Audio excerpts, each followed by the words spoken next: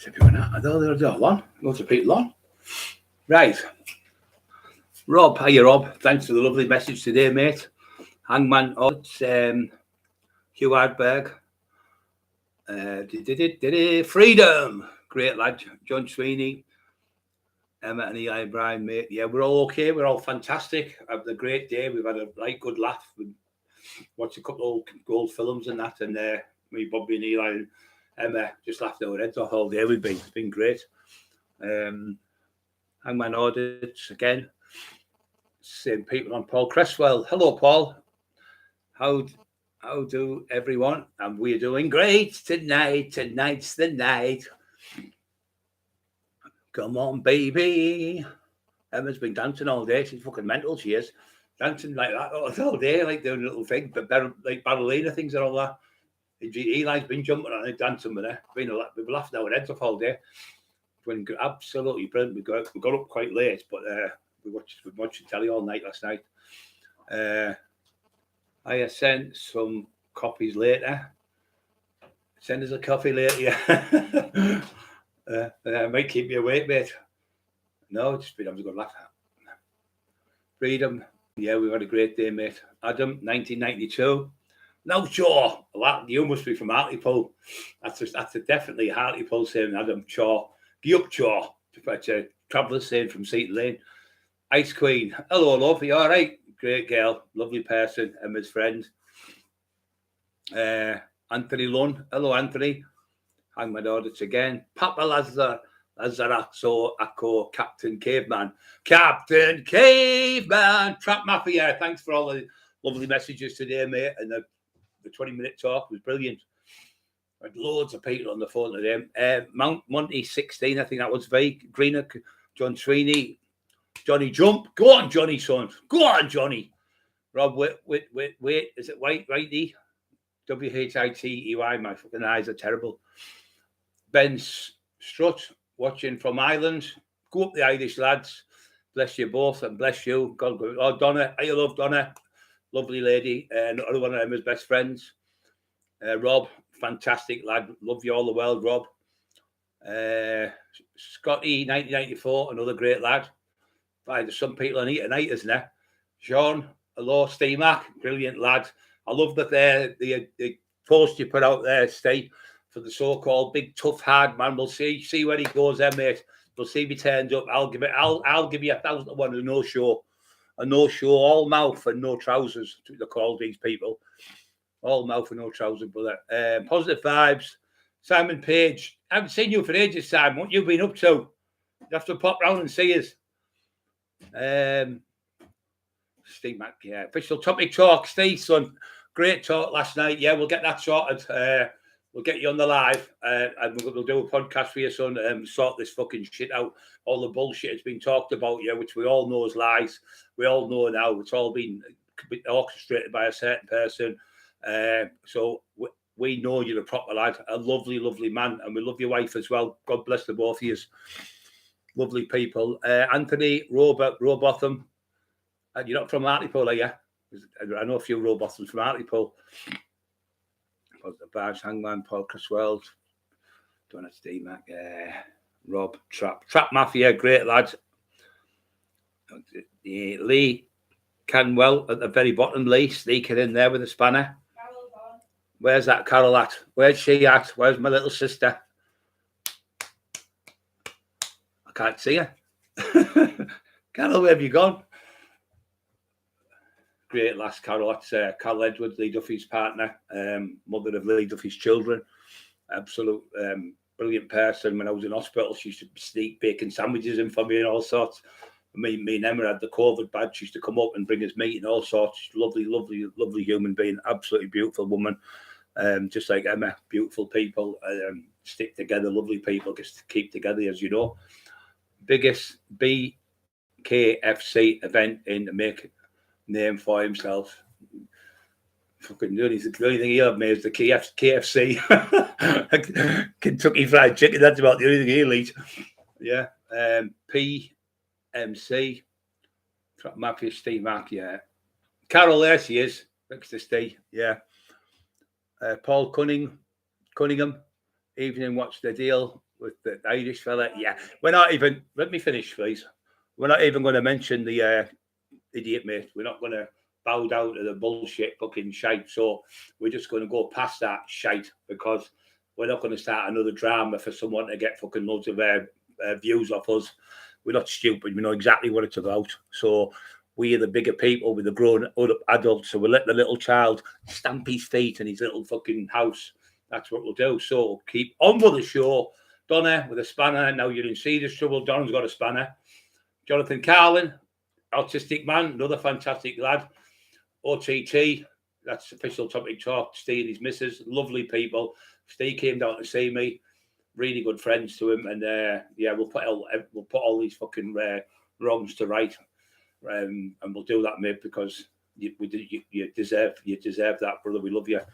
So, Hangman audits, Carol, please press the like. But now you're in trouble if you don't do what Carol says. You're in serious trouble. You've got to remember that's Lee Duffy's mother of his children. So if she could handle him for 6.5 years, I think she can handle all you.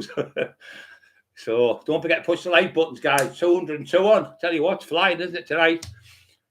Del Strain, James Jameson. All right, James Jammer. Miss MRE up the grade. What the fuck? Angels the clown. I don't know that what you mean, mate. What the fuck? Angels the clown. Hope you good, buddy. Yeah, I'm really good. Really, really good. You can see, look at me demise. The demise was like that before. Now look at me. My hands are covered up with everything. I'm starting to move better. Starting to get out better. I've been doing these new exercises. But you know what I think what's been wrong with my right side? I've done everything to side to joints, to hip flexors, to all different types of things I've been doing. So I think my right oblique's weaker than the left oblique, so it's pulling me to the left. So I'm off balance a little bit. So I've been doing these new exercises off this Chinese physio that I've learned on the internet. And what it does, it pulls it off balance. So everything. So I've got my buttock cheeks harder, which is your leg biceps. I've got my biceps harder, my legs and my calves and everything. My feet and my toes are all stronger. So it's just that one there. My hands are better. That right hand's coming on now. Starting to throw punches where I couldn't do that. So I've been doing these exercises for 4 days now, and it's definitely improving. I'm getting still tight, but just it's not that boom, boom, boom, boom, that horrible constant, like a toothache where you go, oh, it just keeps throbbing over when you bang your hand with a hammer or trap your hand in the door, and you go, you bastard, and you like that, and it doesn't stop. Sweeney, Todd, oi! You've been making them pies, you, Sweeney. I'm warning you. Knock them pies out. You know we'll eat them, don't you? Fucking piggy eyes. Piggy eyes, more pies. 196 on, 33. Get tongue-tied there.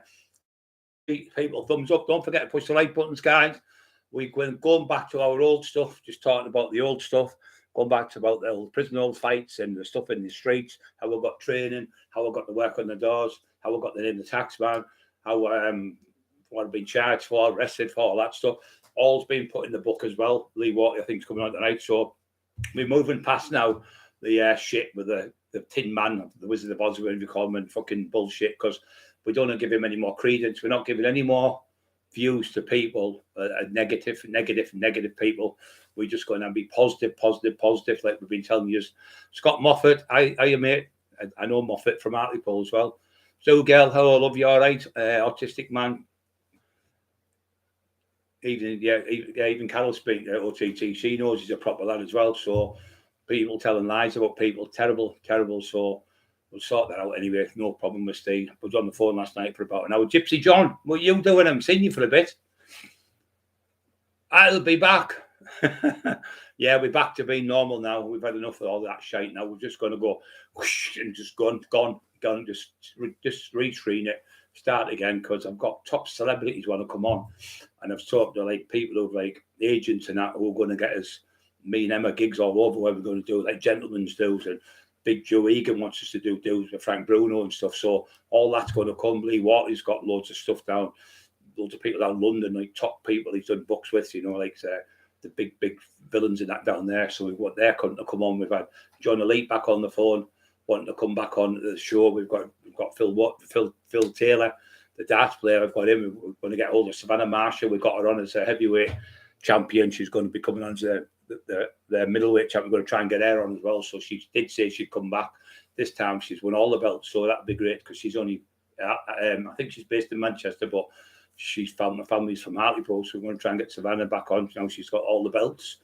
She's just got to start getting nice people on, like 1 or 2 guests a week, and be positive for the channel and start. Me and them are going to start going out and going to places where I first worked on the door, what gymnasiums I trained in, what places where they had fights with people who are going to meet people in the street or in that area, getting people like Kev Kilty, go and see Kevin in Winniebank's area. So we're going to start going different places. I'm starting to get fitter now and be able to drive better, so I'm going to start getting to places. But the main places, we've got loads of places like Redcar to do. There's that many fucking things happening. There's that many people phoning up now because I'm getting better and they realise I'm getting out. They want us to go to good gigs. But the Frank Bruno will be great because we already spoke to Big Joe Egan. He said, me, you and Frank will do it. So you go out, you get at a table like 5-6 course meal and you do a little bit of speech and questions and answers, between you. He said, but you've done it yourself, right? So you know what you're doing. So we'll be able to do that. So that was nice of him. But I was supposed to do one with Matt Legg and Big Joe before, and I couldn't get what do you call it? Mayweather's dad was there, senior, and I was gutted because Mayweather, I think, is the best elusive boxer in the world where you can't hit him. And we could have met him that night, but it was in Birmingham. Another one got cancelled because of COVID. It was an absolute nightmare. That was a good one and all, but yeah, they're all coming back. Can't wait to go to Birmingham and see my big pal Rob Holloway, great lad down there as well. So it's just so many people to get around and see, and going to Scotland, see my relations in Glasgow, Cockerill, all the way up there. We've invited everywhere. So instead of just doing the same shit every night about that fucking crank, I've done what I've needed to do. I've warned everyone. John Bishop, hello, John. I hope you're okay, brother. Utmost respect for you and for you, John. 100%, brother. Yeah, we just want to help people again and go around places like the schools with the children and put a smile on the kids' faces and you go, no, it's a tax man, and you all get excited. And we're going to start going into the prisons because we've already been told. We have a friend who's his wife's an anesthesiologist in the hospital, and he's the one who goes, you get people have that spice. So he goes in and he'll come in and he has all the boiler suits on and all that, whatever, like the masks and that. And he'll go in there because people are like dying in these prisons. And most of the prisons now are chocker because people are having spice. And it takes hours for an ambulance to go through. They've got to check all underneath, the screws and that. They've got to check the whole, then they've got to put all the gear on. Then they've got to go. It takes hours and hours to go through. Then they have to go to a special room with them, clean it all down and everything, and make sure there's nothing on the clothes and things like that. So he said it takes 4, 5, 6 hours to do it, just for somebody being like somebody on that spice or somebody being like in the same room. So they've got to detox the room and everything. And so it takes hours, and that's his job. He's the main one in the northeast, the top prison officer. Who does, so he said we could be going to places like Doncaster, Leeds, and places like that to speak to the prisoners, which would be brilliant to sit talking to young prisoners like 21, 22, 23-year-olds who are in prison and maybe changing the way they think and their perspective from our little bit of jail I've done over the years. And there are lots of friends, hundreds of friends of mine have been killed and stabbed and shot, trying to be gangsters, trying to be drug dealers, trying to be like, emulate the people like myself. I don't want people to emulate me. I want people to get off their asses and go to college and go out to school, get themselves a job, get themselves educated, because there's nothing better than being educated. If somebody said to me, you could be the best fighter or the cleverest man, I'd rather be the cleverest man, because brains always beats brawn, always, so, and when you've got that intelligence, you can go from one job to another. But once you start getting in trouble and you get a record, you could have an IQ through the roof. You could be the cleverest kid in the school out of 1,000 people. But because you've been burgled a house or you've been in trouble for stealing or you've stabbed someone, they'll go, we can't trust him. Straight away, you've got a black mark against you there. Even though you've done your time, you've been to jail and you've been persecuted, and you're in jail, you're still not going to get the job. So if you go to school as a kid, do your GCEs, whatever they call them, get in there, get them done, and do a course of something you want to do. Whatever you want to pick, you pick it. But pick it now when you're like 12, 13-year-olds. Decide what you want to do now, not when you're 15, 16, because you'll change your mind by the time you get. So if you pick something, let's say 10, 11, 12-year-old and stick at it and say, I'm going to be a vet, I'm going to be a doctor, I'm going to be whatever, and you stick at it and get your grades up and everything, you get that job and you've got that job for life. And then you're putting food on the table for your family, and later on in life when you get married and stuff, and you've got that so you've done 3 degrees or 2 degrees in whatever, a lawyer or something, you've got a job for life then. But when you start burgling and getting into trouble and selling drugs and getting caught, then your records, they'll read it out. So by law now, you have to tell them, if you go for the job, you have to say, yeah, I burgled a house, or I stabbed a lad, or I broke somebody's jaw. So straight away they'll say, oh, that place has been taken, sorry. So they'll just do that to you, even though there could be 20 jobs on there. They'll just bypass you because you've got a record for violence or whatever. So that violent shite, it's no good, especially now with the cameras everywhere. Everywhere you go, there's cameras everywhere. Like even taxis have got them, buses have got them, bus stops have got them. Every house has got the keyhole ones nearly. We've got cameras up there. Everybody seems to have cameras, and it's the way to go forward, because for safety reasons and for insurance reasons as well. But like I say, I don't want kids to copy me in the fighting game and in the taxing game. I want kids to copy me in the bodybuilding, in the training, and do like courses and things like that, and getting yourself knowledge, learn about how the body works, getting yourself in the gym, because that's one of the best. That's a great job, training people, a brilliant job, and you're always going to have work if you're a training instructor, because people always need training instructors to be fit. Humble Apple Crumble, hey son, I love you all the world. Andrew Williams, Flabs FLABS is Flabs, is it? Donny, you a good lad. Donny boy, come on, Donny boy. Autistic man, he's a great lad. Autistic man. Just have a quick look at here, see who's about. See when some sneaked in. Ice Queen's in still. Emma, oh my beautiful Emma's in there. My beautiful wife at the bottom. So yeah, we've had a great day today. We just all day been messing about and just laughing and tickling her on the bed. And he did try to get me because I'm tickling her, but he thinks I'm hurting her. And messed about me, and I, Bobby and Emma. Been a great day. And we've had about 40 people today. Keep your chin up, big fella. Keep going. You're the best. Your channel's the best. You get more views than anyone, than the views you get. Thank you, Rob. You're a legend. Thank you very much. Don't forget to support the channel and like and subscribe to the channel, Rob said. Fantastic. Lovely, lovely lad, Rob. Lovely message off him today.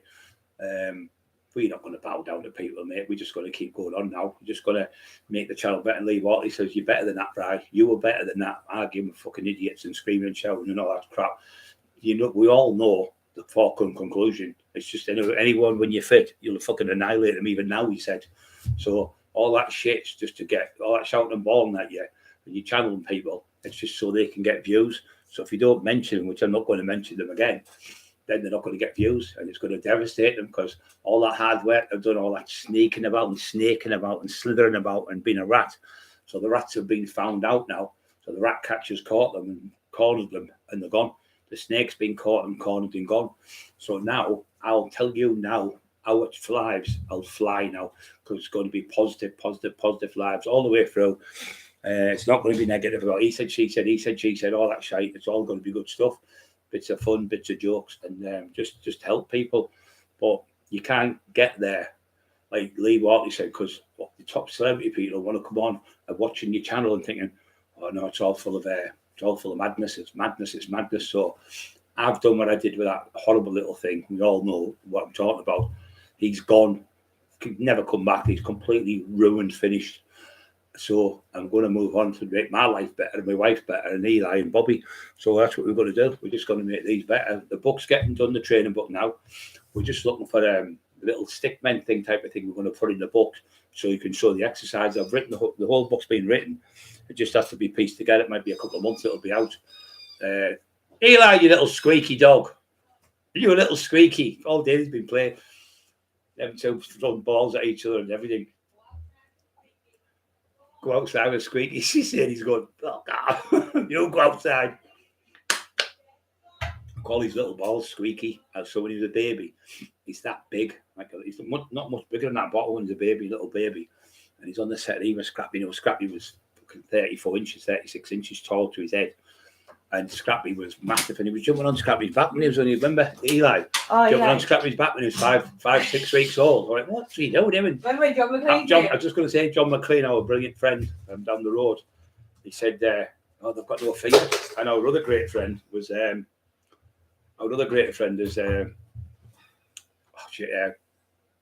Dave Ashton, who's a top barrister. He had them dogs. And our other friend, who's my hairdresser, designer hairdresser, Jim, he's from Australia. No, sorry, he's from, where's he from? South Africa. From South Africa. So he used to have them, and he said when he was walking them, because he'd near the jungle, and he said he walked around, there'd be crocodiles in the foot, and his bull terrier was trying to fight the crocodile. He said he wouldn't have had a chance, but they've got no fear, them bull terriers. But Eli, what they do is the walk. My mate used to like these here. Look. See that? Can you see it? Well, if you can see, it's like the cover for the tablecloth, right? So what they do is, my mate's two dogs. He had a brown and white one, and he had a white one called Mickey Star. He's no longer with us now. Good lad. And what they do is they go under the table like that, and then they get the tablecloth, or remember the old stuff? It was like a neck curtain, that stuff. They have that on the table, and what they do is they walk like that, and they touch the head, because they've got a big sensitive nose, big long nose. So they make the curtain go across the head like that, dead slow. Autistic man, thank you. You're a gentleman and an absolute legend. So when it goes like that, it makes the nose dead sensitive. So they'll go into a trance and they'll go. It'll just stick. Like you're going ping, like a magician goes, you freeze. So like you tell him when it freezes, and he'll go into a trance. I don't know if you've seen him. People have probably seen him, haven't they, Emma? No, when they do trances. Oh, trancing. So come on, trancing and a dancing. And you have to shake the head to get out of it, don't you? Yeah, you'll go like that. All you'll hear is this noise, like that noise like that, and it's his ears whacking his lugs. Whacking his head. It's what he has. Yeah, but we've had a good fun today, haven't we, Emma? Yeah. Loads of people on the phone today. It's been class. Alan Kinsid, hello. Hangman's nice to meet you. Another nice man on the show, Bud. Reza, Delstrain, hey, it was just about to say the same thing. Dog from Snatch. Yeah, the dog from Snatch, yeah. So we think he's like a bit like Bullseye. You remember off Fagin? Oliver Twist, the old one with Bill Sykes in it. Bill Sykes, was that Bill Sykes? Yeah, Bill Sykes. It was Oliver Reed played the part. Bullseye, come here. He's like that. He only comes to me. He won't do as he's told his mum. He pulls her all over the place, and then he'll go mad. I'll be on the bed upstairs out watching something.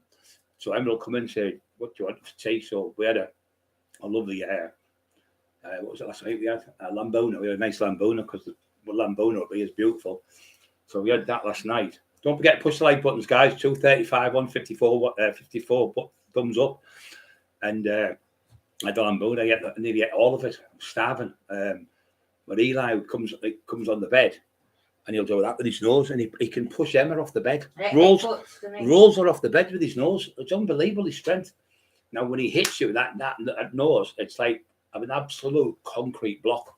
So he's hit there in the face, and she's gone like that, nearly passed out a few times. She's had her eyes all been marked there, or her nose has been nearly bust. And he's bust my lip twice, and he's cut my guy. So what about when when I used to try and like stop him from doing something, so I'd grab him, because he'd be chasing me, wouldn't he? Yeah. And he'd put me from behind. Yeah, he'd do that. He'd go, get off like that, like a horse going, it's eat the only off. time I've ever seen a flash in my life. And what about he's saying Emma? I go, and he's going, Mama. Did you see the dog I showed you yesterday, the brown and white one? Exact same dog, saying the exact same thing, Mama. Yes. So they must do it, most of them. If you don't believe me, have a look at it. He's got a channel, hasn't he? It's got a channel called Eli, the English Bull Terrier. If you put in, you'll hear him going, Mom. He's saying, Mama. What about that different voice you put on in the kitchen when I went, you don't have to talk a lot, don't you? And he went, yeah. Yeah, like it sounds like a little squeaky, like a toy. So we get him these little balls, and his nose is in the bag like that. Like, Like, no, he reminds me of a. The first day we got him, what about when you brought the toy back to you and he's tiny baby? Yeah, first day. He was only 3 times I rolled it, and the 3rd time he picked up, run back to it. He was only about that fucking big. He was tiny, so the ball was bigger in his head. So he's coming back, run back and forth with the ball. But Scrappy was 10 stone, 10.5 stone, 30 odd inches. And Eli was jumping on his back off the settee onto his back, and John McLean said he's got some bottle, hasn't he? So John said in a couple of years it'll be massive. It's all about Eli's make me nose itch. And he said he'll be massive. So he's getting there now. He's absolutely huge. He's just lovely. He is. He's so happy. Played Bill Sykes. It was Oliver Reed, wasn't it? Oliver Reed played Bill Sykes. Bill, you've killed her. That was Ron Moody played Fagin in the. I like the singing one. The old-fashioned one was about 1933. That was a good one. Shut up! Oh, that's silly cow. Silly cow. Silly cow's in the thing. Carol's giving her a good bolly. I know she said about earlier on. Yeah. Do you know many people from Bishop Auckland, Brian?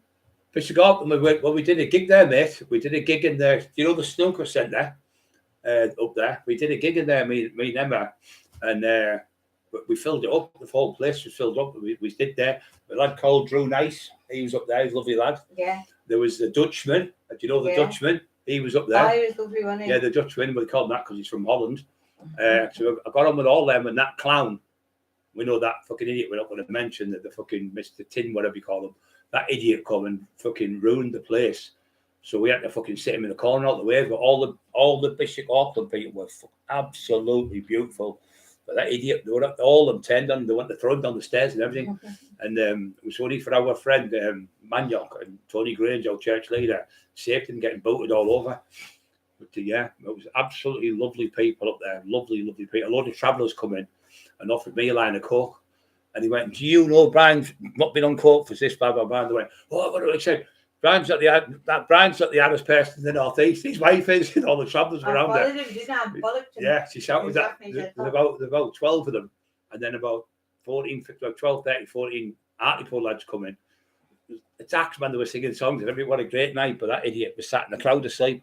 Fucking embarrassing. They said to us, you and your wife can come, and Tony and Maniok and Bobby. He said, but leave Sleeping Beauty in the crowd. leave Sleeping Beauty back at home. Glenn's tuning in from Crete in Greece. Hope you're having a lovely time. Oh, he's just taking the piss, you, Glenn. From Greece. I hope you have a great holiday, son. Love you all the world. Don't forget to keep in touch. You're that 462904. My bull terrier played bullseye at the Charter Theatre in Preston at 11 shows. Big Charlie was the star of the show. It was packed from wall to wall. Brilliant. Oh, brilliant. That's brilliant. Brilliant. Yeah, I love things like that. Autistic man, impost to open. I can't get that in. Impossible to open the mouth. No, what is he like when he shuts his jaws? Medication, yeah. Well, what they were bred for? They were bred in, I think it was the 19th century. I think it was the 1880s, something like that.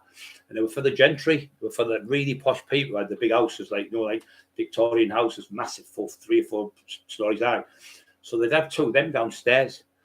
And at the neck, when you first went in, right at the very bottom was where the maids and the people made the food, and the kitchens and everything was downstairs.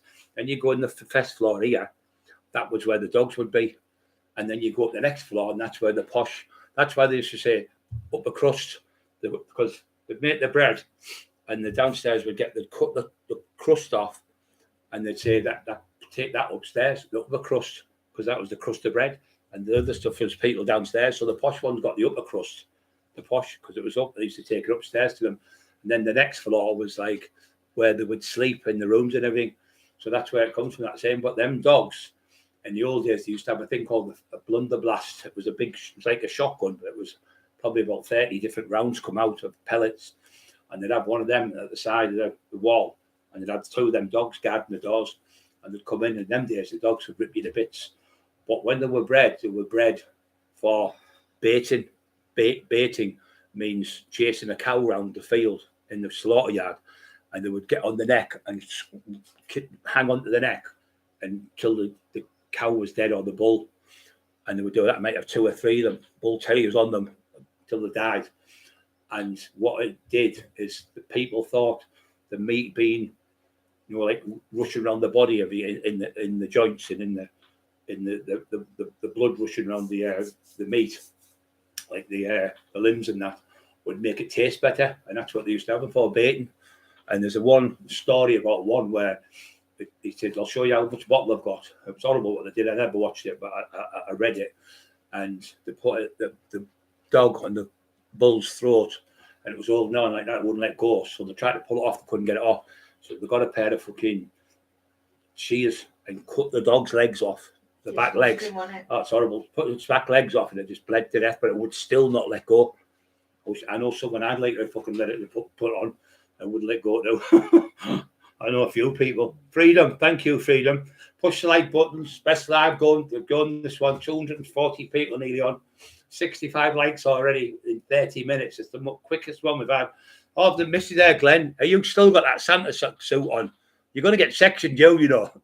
He's had that Santa suit on for years. Glenn Monmouth, I think it is. Yeah, had it on for years. Alison Smith, God bless, thank you. Epstein Mansions downstairs. Staff treated badly. Lassie too. Working class needed to. French guillotined them all. Oh, that's terrible. Yeah, upper class. PMC, stay with the positive vibe and away from the bullshit. 100% positive. PMC, sorry, said. PMC from Belfast, thank you. Yeah, we know that now. Gaffer 22 liked. Thank you very much. Maffy, okay, Maffy. Gaffer 22 liked, yeah. Let's have a look. 238 on, 67 likes already. 227 on. God bless everyone. Got to go. My company has arrived. Okay, Carol. God bless you. Give your love to give your love to the girls and everything. And see you soon, love. Zoo girl, Gaffer. A natural cause of death. The natural cause of death. And what's autism? I don't know what that one means, mate. All the mods, respect to all. Yeah, respect to all the mods. Yeah, really respect to everyone on the channel. I respect everyone, me. I don't slag people. I don't scream at them on the air. I talk to people nice. I'm nice to people. They're nice to me. And that's how you talk to you. That's how you be humble and you be grateful. You've got subscribers on and you be grateful that they're helping you. You don't put your subscribers down. You don't call, scream and shout at people. You be nice and polite to people because you want to be courteous. And you show what a nice human being you are. When you start screaming, shouting at your mods, you're disrespecting the people who are making your channel. Without you guys are here, me and Emma wouldn't have a channel. Yous make the channel, not us. We just talk about our lives and stuff, but yous make the channel. We're asking us questions and supporting us and donating and things like that. So Timmy B, you sneaky little one. We just sneaked in there, Timmy B. I've got you now. Class, Timmy B, absolutely class he is. Simon Page, he's at it again, right next to Hugh. Hugh's a class. All good people on Hangman audits. I thought the meat was more because it was killed by another animal. I thought the meat was pure because it was no. They done it to make them rush the meat, so it would be more. They thought it was more better because the meat was like going through the body. It was more tasty. That's what they used to do it for. They used to do it it's called bull baiting. If you think about it, baiting. You know, the baiting the bull. So the old days, the bull's getting baited, so it's meat. It's blood goes up and its blood rushes through the body. A lot of the rich people think that if it's got fear in the blood, it's better. That's exactly right. You're right. The fear makes them. The adrenaline go up and the cortisol levels go up, so the meat is more juicy and tastier. That's the word I'm looking for. Yeah, the fear. So the bull's frightened and runs, so it makes it, instead of it being cold, it goes red hot, and the meat goes up, so the blood's thinner, so it's going through the body, so it's more juicy, the meat, when they kill it. That's what they thought. I don't think it's true myself, but that's obviously, you're talking 80s or something. But they were really, really, for rich people, festive gentry. They'd see them walking down the street, the man with the pram and everything, and the man with the pram, and they'd have evening with the hat on, and then they'd have the walking stick, and then walking sticks was like a cane with a knife, like a sword, and they could carry a gun as well. They used to have guns up here, like on there. They'd flick it and it would come out and they could shoot you. Yeah, but in them days you could shoot people if they were on your property or in your house. I still think they can shoot you on the land. I think in Scotland and places anyway, where if you're on there pinching like meat, I'm sure they can still shoot you. In Scotland, Gaffer 22 well said. Trap me, a great lad, love him to bits, absolutely lovely lad. Colin, mate, will you have a call? See you back. Yeah, Colin's a good lad, really good lad, love him to bits, lovely, nice lad, very, very, very polite man. Yeah, he's a lovely Sean said he's that sometimes where you get tough chicken. Hey. Yeah, tough chicken.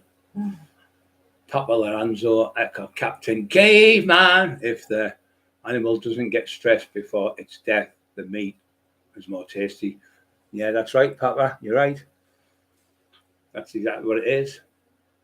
Not that I've killed any animals or anything. I couldn't kill anything, me. Like no animal. The people I could, no fucking problem whatsoever. But animals, I couldn't hurt them. Can't hurt out me. Even spiders, I pick them up, put them out the door. I don't mind spiders because they kill the flies. Billy Cunningham said, great channel, mate, and great sport from Ireland, mate. Oh, yes, thank you. They're Irish, lovely people, absolutely class. Well, my family's from there originally, and then I went to Scotland to get jobs on the Clyde, up the river. My granddad was my great-granddad. My granddad was a riveter on the ships. He used to rivet the bolts on everything, and they used to build ships there. And the Clyde in Scotland, it was one of the biggest places in the world for knocking out ships and stuff. It went on for a long time, and then obviously it shut down in the end. But there was thousands of welders, riveters, and things like that.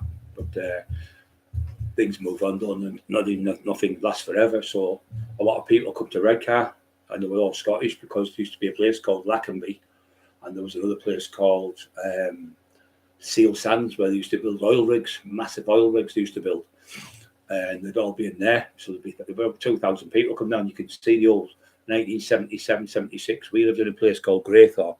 It's just on the way to Hartlepool before you get there to Seaton Carew. And we lived there, and it was like 100 houses. That was brilliant because it was all old RAF houses. They used to have billets there in the wall, and they used to make bits and bobs and whatever they made. And they had the aeroplanes on there.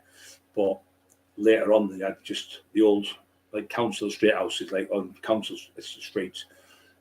Solid brick. The last better than these fucking things all day long. Probably two or three sets of brick on, and proper plaster on the wall instead of bits of fucking cardboard. What you've got like in here, and them houses are still standing. You know, now they fucking last forever.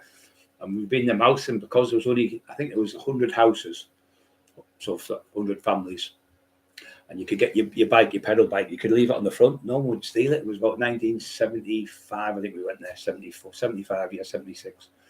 And we were there, and everyone would all get on. There would be like a fete every year where you'd all go and like play football. There'd be kids on the field, like on a Saturday with the bugles and all that stuff, jazz bands and everything. Everyone got on them days. Everyone got on with each other, and families got on and played with each other. And we didn't have a lot of money them days, so we made our own stuff. Like play football, go adventure tours, like climbing trees, swinging swings off Tarzy swings and all that. So we used to do all that. I'll jump on a bike and go miles cycling, go down the beach, go into the water, take a couple of jam sandwiches and a bottle of water or something with you. You didn't have nothing. And you get there and you thought you were like an adventurer, and you'd go in the water swimming, get your towel in your bag and that, get your sandwiches out and eat them. The nightmare if you dropped them in the sand in it, fucking sand all over your sandwiches. It was like that, trying to get them off, and then there's all sand in your hands off there, soaking wet. Yeah, so you're like gritting in your teeth, bits of sand like that. They were eating it, but it was such a good time in the 70s. Nobody had any money. It was a bit like that for them. Kess, I was like him, didn't have nothing hardly, and we'd go to like school, and the ones on that side, the ones who don't pay for them, all the ones who don't pay, I thought, you fucking cow, the teacher, and she'd make you stand over there like all the ones on free dinner, sorry. And then the ones who pay that side, they'd proper show you up, and then used to get like a grand because it was like 5, 6, 7 of us in our family. So it was like 5 kids. and my mum and dad, and we had Lassie the dog. Our Lassie, she's a collie, and our Jamie was only about 5 and went down into the sea, and he fell into the sea, and it was like quite deep where he fell, and he was drowned in the sea, and Lassie jumped in and pulled him out by his jumper. She's only about 2-year-old. I'll never forget it, and I couldn't get to him anyway because I wasn't much older than him, but we were up on the top of the bank, and by the time we got down, he'd probably drowned, but Lassie saved his life with the dog. Marvellous dogs, aren't they? Marvellous. They know, don't they? Yeah, they're clever. Someone's just asked if you knew anyone from Morecambe. I can't think where. Morecambe, I knew Eastie. Yeah, that's what they said. You know Eastie. I know Eastie, fucking right. I know Eastie from Morecambe. Yeah, who's Eastie? Eastie was the fittest man I've ever met in my life. He was only little, about 5'6", about 11 stone, and we used to play. He fucking beat me at everything. The only thing he could beat me at was cards. So when I was in there, you were in billets, just like I've just been telling you them billets. You were in army billets, like RAF billets, the same thing up in Haverick. So what happened is you'd like be in a billet, a big long billet. They've corrugated steel on the roof, no metal. So what we used to do is get butter and bread and throw it on the fucking roof. So the next day, when it was say 5 o'clock in the morning, they'd go, "Cockerill, you bastard!" The fucking, not the pigeons, the fucking things are like that, seagulls up there, anyone because of the celebi, and they'll come down the roof like that on the roof, run about and pecking the butt, and you "Cockerill, you fucking bastard!" No, because he'd wake them up 5 o'clock in the morning. And we used to have a fucking laugh. So Eastie, I used to have somebody in the kitchen, and used to get cards, and used to get a bit of tacking, the cannabis, and used to give it out and get cards back. £2 cards used to get, phone cards, and used to barter with them. So you were only allowed 8 cards in each pad. So I had there was 10 people, I think, in the pad. So I'd have 80, and I'd give them one a week for minding it for me. So I'd be able to barter with people and sell things and buy things. So I had one get me the phone. So I was on the phone fest. I had one in the kitchen just to get me cheese, tomatoes, and onions. And then I had one, and used to get me bread. And then I had one on the farm, used to get me eggs and milk off the fucking, what do you call wasn't cows, it was, the fuck was it again? Goat's milk, I used to get that. And we used to have our stuff anyway. So you were open because it was a cat sea jail. And what they used to do, they used to throw a tennis ball over the lads. And they used to sneak out the window because you could get out the windows. And they'd get the tennis ball and come back with drugs and stuff in. So I'm in their billets and used to walk through the screws and go, they're called clockies, they call them. They're coming open the door because your pad was here. The other one would be next door to you, and then we'll be on the other side. So you could open your door and then you could see your mate over there, the other side. So you were in the pad and you were bored, you know what to do. So we started playing Jacks 2s and 8s, and I'm a fucking genius at that game. I was brilliant. I think he won me once out of about fucking 200 games. He could never beat me, but when we played pool, I'd win maybe 2 or something. He'd win fucking 6 or 7. When we played football, he was fucking too fast for me. So I used to go and goal because obviously I was fast with my hands. I was about 30-year-old, I think. So I was in goal. They were calling me the cat. No, I'm not laughing at that. So then the screws would play us, and then I'd run up to someone and it was on, so you score this goal, I'm going to fucking kill you. The screw, you can't do that, Cockerill. You can't be doing that. And the screws would be laughing. And the lads would deliberately miss because they didn't want to score past me. And it was hilarious, in the jail. And we had another one called Johnny. He was from, he was an acrobat, not an acrobat, a gymnast. And he taught me to stand on my hands. I could never walk on my hands. He was trying to teach me. I was fucking 20-odd stone. And we used to do a thing called 15 to 40. It was fucking rock hard. There was only 3 of us in the jail. There was a lad called, he's just passed away, Mark. And there was another lad called Simon Kendall from Kendall. He was a great lad, rugby player. We all were in there and we all got on. There was lads. There was Eddie Massey was in from Manchester. It was Paul Massey's brother. Where the arsehole the other week was saying I didn't know him. And Kevin Kilty and me did a podcast. Where was Eastie from? Eastie was from Morecambe Bay. Where did you meet him in jail? Yeah, I was in jail. So he went. See what happened. The first time I went into jail, I went in there. It was about November, and I got sentenced off the judge. I got sentenced in Durham. So they took me to Acklam, and Acklam went, "No, you can't come in here because of my reputation." They took me to Home House. They only had been one day, and they got me out because I had too much power in the jail with it being in this area. So they took me in this fucking minibus thing, the ones like in Porridge, one of them things. So So we're driving up this fucking, in this minibus, only a couple of screws, and there was a lad from Sunderland with me. So it was only us two going from there, and there was another couple of lads from Morecambe and that, and from that way, Cumbria, sorry.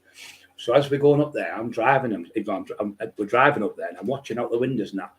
I went, what the fuck's that? Brown sheep. Never seen a black sheep. What the fuck's that? A brown and a black sheep. And on my head, I hadn't really seen white sheep. I thought it was just like the black sheep of the family. No, the real sheep and all that. I mean, fucking hell. Well, I know they haven't got fucking boot polish on them. So anyway. You said Eastie's the local legend in Morecambe. Yeah, he's class. Tell him I was on here and tell him to come and see me. Neil, will you tell Eastie that Brian wants him to come and see him, or vice versa? So when I got to the jail, the lads had been training for about 4, 5, 6 months for this bench press record. I did have the trophy. I'll give it to my niece. Emma seen the trophy. So I was in, because I was that big, I could wear my own clothes. I was the only person in penal colony history to wear my own clothes. I had a 58-inch chest. I had 36-inch thighs, so that's like 72 inches around my legs. I couldn't get that to fit me, so they let me wear my own tracky bottoms, tracky top. And when I went on a visit, I had to wear a prison shirt because they could fit me the shirt because it was baggy. So anyway, I went in there. I was in this pad at first, and they said, right, the screw in. I was only in 5 days, loads of scouts. So I went, all right there, lad. Oh, you doing, lad? And anyway, he said, do you want to go to this bench press competition? I went, what bench press competition? He said, oh, they've been trained for like 3, 4, 5, 6 months. He said, I don't know what it is. He said, but do you want to go? And he was fatty screw. He was a nice bloke. Yeah, I'll go, boss. So he said, oh, then. So he took me down. We got to there, and it was a big gymnasium where you train on, like, you know, like ropes, climbing and everything. And just like a big gym where you play basketball, all that type of stuff. But in there, they'd put loads of seats out for the prisoners. And there was 2 Mr. Universes in who organised it. And the screws and that had organised it. And it was just 3 big lads. So the first went up and he got 33 reps. The other one got up and got 26 or something. Somebody else got up and got 16. Somebody else got something else. And I said, go on, you got up, big lad. And I got up and I got 77 reps. But I would have got more. But I had a fucking tonsillitis. My throat was killing me. Because when I was in a cell, and what they used to have a pipe right through the cells. The pipe. So the pipe where I was going like that. And there was fucking fog coming out my mouth. It broke. The water was freezing there. It broke. There was the valve or something in the pipe. I don't know what the fuck it was. So it was only hot water to there. So I was fucking freezing. He went to me, fucking freezing. Hey, what's wrong? He went, no, it's not working. So anyway, they got it fixed for me, but it's fucking freezing. So anyway, I went in. I got the 77 reps. I went, oh, he's a ringer. He's not. He's a fucking powerlifter and all that, because I was still massive. I was 20 stone something still. And they thought I was a ringer, you know, just digging. And they went, no, he's fucking real. He's a prisoner. Because I had trainees and all that on, like my own trainees and that. Anyway, the lads who were Mr. Universe, I can't remember the Mr. Universes, they gives the trophy, big trophy. It was a bodybuilder like that. It was bronze. And I'll get a picture of it, because I'll give Lee Watt a picture of it. And I got it, and it said best bench press 1995, Havrick. I got that, and then I did my courses for the NBQ 1, 2, and 3 for my training instructor. And then I did my first aid. You had to get 66 out of 100. I got 99. I got the highest ever in the class.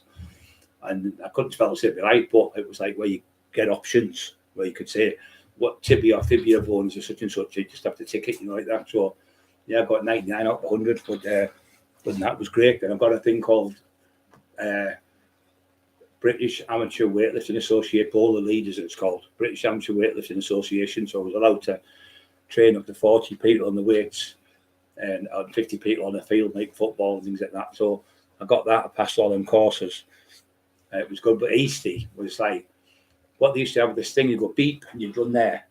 Go beep and you'd run back there, and beep. I could never get past fucking level 2 because it was that fucking big. So there, Eastie was fucking boom, boom, boom, boom, boom. He's fucking unbelievable.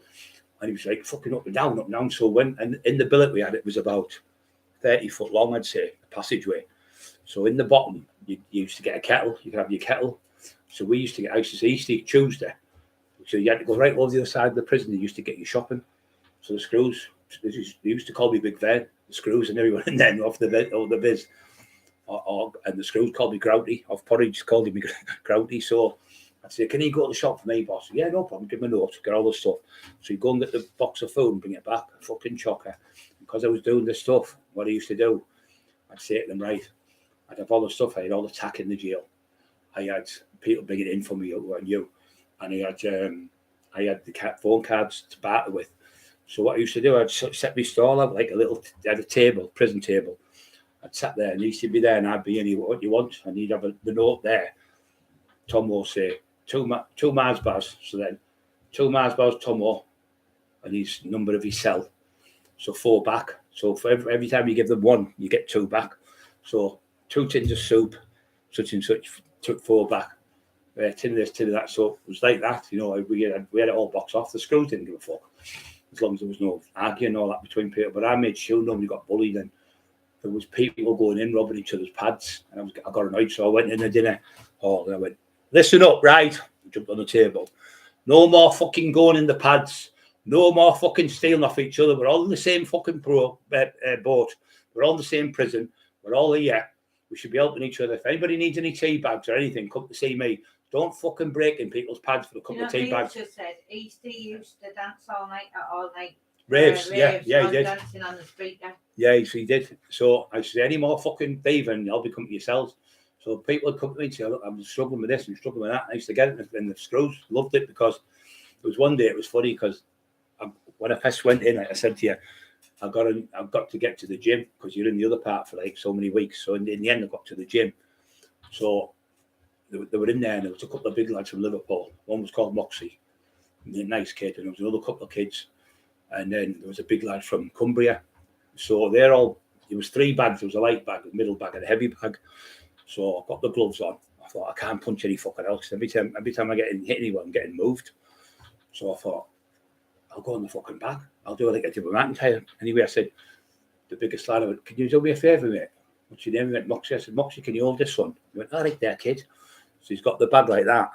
And I've went, bang, bang, bang, bang, about 20 shots. He went, fucking hell. Everyone just stopped training. Looked at me and went, fuck that. You take your fucking head off. You fucking kill someone if you hit with one of them. All right, big lad. And then after that, I was like the most popular fucking person in the jail. Big Vern and all that. And everyone loved me because I was never bullied. There was 2 black kids one night. They were going on the phone from Manchester. And there was this bullying bastard went, I'm before you. I said, no, you're not. I said, I'm not before you, Big Vern. You can go next. I said, no, I'm not going next. I said, I'm in a fucking queue. I said, they're in a queue. I said, just because I'm the best fighter, I'm not fucking allowed to go first. The people in the fucking queue go first. Them kids are before me. But no, you. I said, no. You go, I'm telling you now. So anyway, they went on the phone, they come out, they went, we've been to loads of jails in our life. We never had no one like you. He said, fucking, you never bully anyone. You're always fair with everyone. You're always nice to people. It's brilliant to have somebody like you in here, so we know we're all safe. And it was great to be nice to people. So that daft cunt, idiot, he's a bully. Never bullied anyone in my whole life. I got bullied as a child when I was 6 years old, so I was about 13, because I got called a spacker because I went to a school where they couldn't read and write properly. I had dyslexia. I got bullied in there because I spoke Scottish. I had Scottish accent. They took the piss out of me because I was like, I ate there and I had a proper Scottish accent, so I was like older. So I got bullied for years. So when I was 13, I had my first proper fight, and I grabbed a lad called Marky Man. Marty Paul, all right, Mark, if you're watching. And I grabbed him and I threw him over a judo throw, because Bob Cumberland showed me this judo throw when I was a kid. I used to go and see my Uncle Tam. He used to take me around there. And I started fighting back. I thought, this is better than fucking getting beat up. And that's when I started fighting back and realised that if you fight back, it's fucking better than fucking running away or hiding. I was only a little scared kid when I was little, because I was really poorly because I had asthma. I was in and out of hospital all the time. So I was always like the little lonely kid in the corner type of thing. So I got bullied terrible at school. But when, like I say, I got to 13, that's when I started fighting back. But getting back to the jail, so we used to be in there. So we're in there with Eastie. And every fucking knows me from there. Anyway, the winter coming, I say I went about November, so it was about January, February, and it was fucking snowing like mad. So we're walking, you could walk around the billets because you were out free. You go back with your own key and get in. And the schools let you go in and out. You could go to the gym. You could go to the boxing gym. It was like a boxing gym with boxing bags, like I told you. And there was another gym with all weights. So anyway, I squatted 7 plates each end on there, 700 odd pounds. Like, fucking hell, in the gym. But that was any steroids or fuck all the natural strength. and I benched £500, £510, I think I got in there, but nothing in my system, just naturally strong. So the schools loved me. I mean, the gym school, it was called Little Evo, a brilliant gym school. And there was another school, it was a big tall one, about 6'3". I went, oh, I'm a jiu-jitsu champion, like I was saying, he's a fucking idiot. I was going, he's going, I could do this, you, and I could do that. Anyway, he said, we'll have a wrestle thing. So he tried to grab me and throw me. I just went, grab. I pulled him, I hit him on the chest, and pushed him against the wall, and just fucking threw him on the floor like a rag doll. He went fucking flying. I went, hey, did you go too rough? I went, you've just said you want to wrestle. Anyway, he fucking shit himself. He had all these fucking trophies, all these fucking certificates on, about 50, 60 certificates on the wall, all these daft cunt. For no reason, I had them all. I've done that one, I've done that one, I've done it. Right, a divvy. But he thought he could fight. Fucking, he might have been good at just in there where it's a bit of contact, but when you're fucking ragging him, and I threw him on the floor, and he fucking went like, all the lads were laughing like, fuck, not so clever now, Cockerill's got you. And anyway, I got on with everyone. They used to call me, like, the screws used to call me Grouty, and the prisoners used to call me fucking Big Vern. Big Vern, and they shout that. Easty named me that name, Big Vern. He's in the Viz. I don't know if you've ever seen it. He's like got a shotgun. He goes all up to different places in prison. He's always fucking paranoid in the prisons. So he called me Big Vern because I was from the northeast as well. So they thought I was the Geordie. Obviously, I'm not. I'm from Middlesbrough. So I got on with all the people in there, and there was this bloke coming one night, and he got caught with 3 key of what was it? Heroin, but really opiate, I think it was called. Opium. He got caught with 3 kilos from Turkey, coming back in there. He didn't get caught in Turkey. He got coming back into England.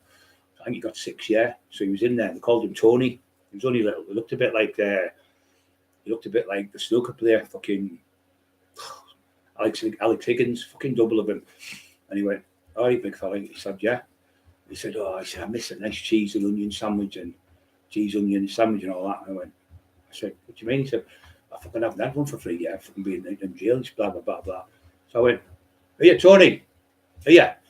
A couple of things. I had a little box like that, and I gave him it. He went, okay, now where have you got that from? I went, just get it. Anyway, he ate it. Anyway, the screw come round. He went, what have you got there, Cockerill?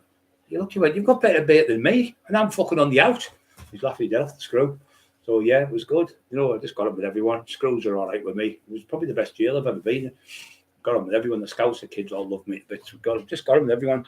Never had to fight any fucking couple of people I shouted at, and that was it. So and one day, I'm going through the jail. I'd been to see Simon Kendall, and he was further up from us.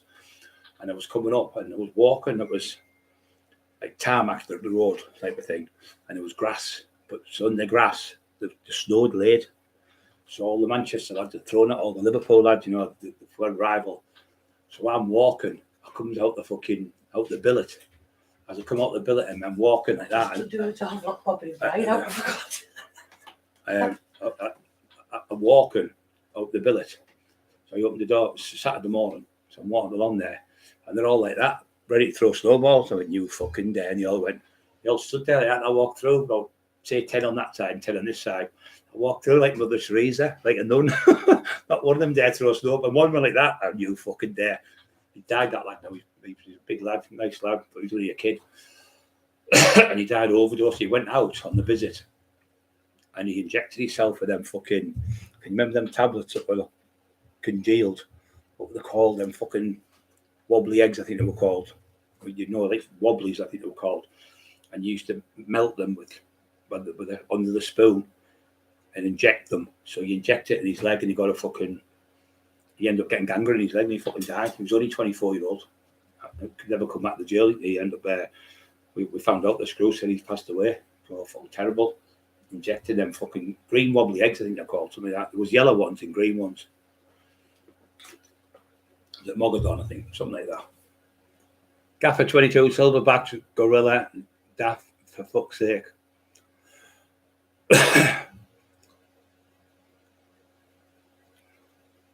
The dare stop. 90, Simon stopped. 96, laugh out loud. Dougal.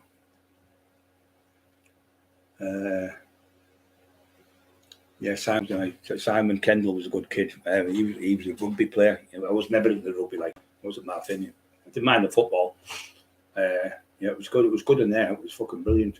What happened, there used to be another one called the Screw. It was fucking massive. It's about 2 inches, about two, what, maybe 6'4", 6'5", about 22 stone. Fucking just naturally fucking massive. They nicknamed him, what's he called? The Commando Man or something more. Action Man, that was it. Action Man, they called him. He was a cunt. And what he'd do is, if the kids were like cheeky, he'd say, get outside and have a fight, and you have a fucking knock fuck out them. They're like somebody, you wouldn't dare do it to me. And he'd say, get outside, because say they went, fuck off, boss. He'd say, get outside, and you have a fucking proper fight and knock fuck out them. But if he got caught with the punches and bust his nose or all that, he wouldn't grass it up. He'd have a fight, proper fight with you. And he was like, look at me, this is fucking not fighting him. But he was all right with me. Yeah, fucking Action Man, they called. That was his nickname. He was fucking massive. Like, you know, them old fucking John Wayne type fucking actors. He was like that, tough as old boots. So what happened up there, when the snow came, it was fucking terrible. It was that deep. So they couldn't get up there, up the roads, no, the country roads. So what they used to do, they used to get a tractor, and then they'd have the base of a tractor with the tarpaulin thing on, like, you know, like, where you can see through clear plastic. You know what I mean? You can sit in the tractor. And the screws would get brought up in the tractor.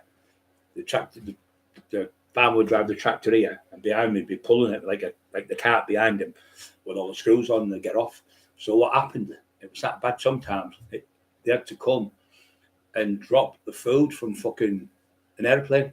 Honest to God, you ask anyone who's been there, they dropped the food in, the parcel of food, because they couldn't get up the fucking roads. The roads were completely blocked off. So now 2 or 3 Scousers escaped.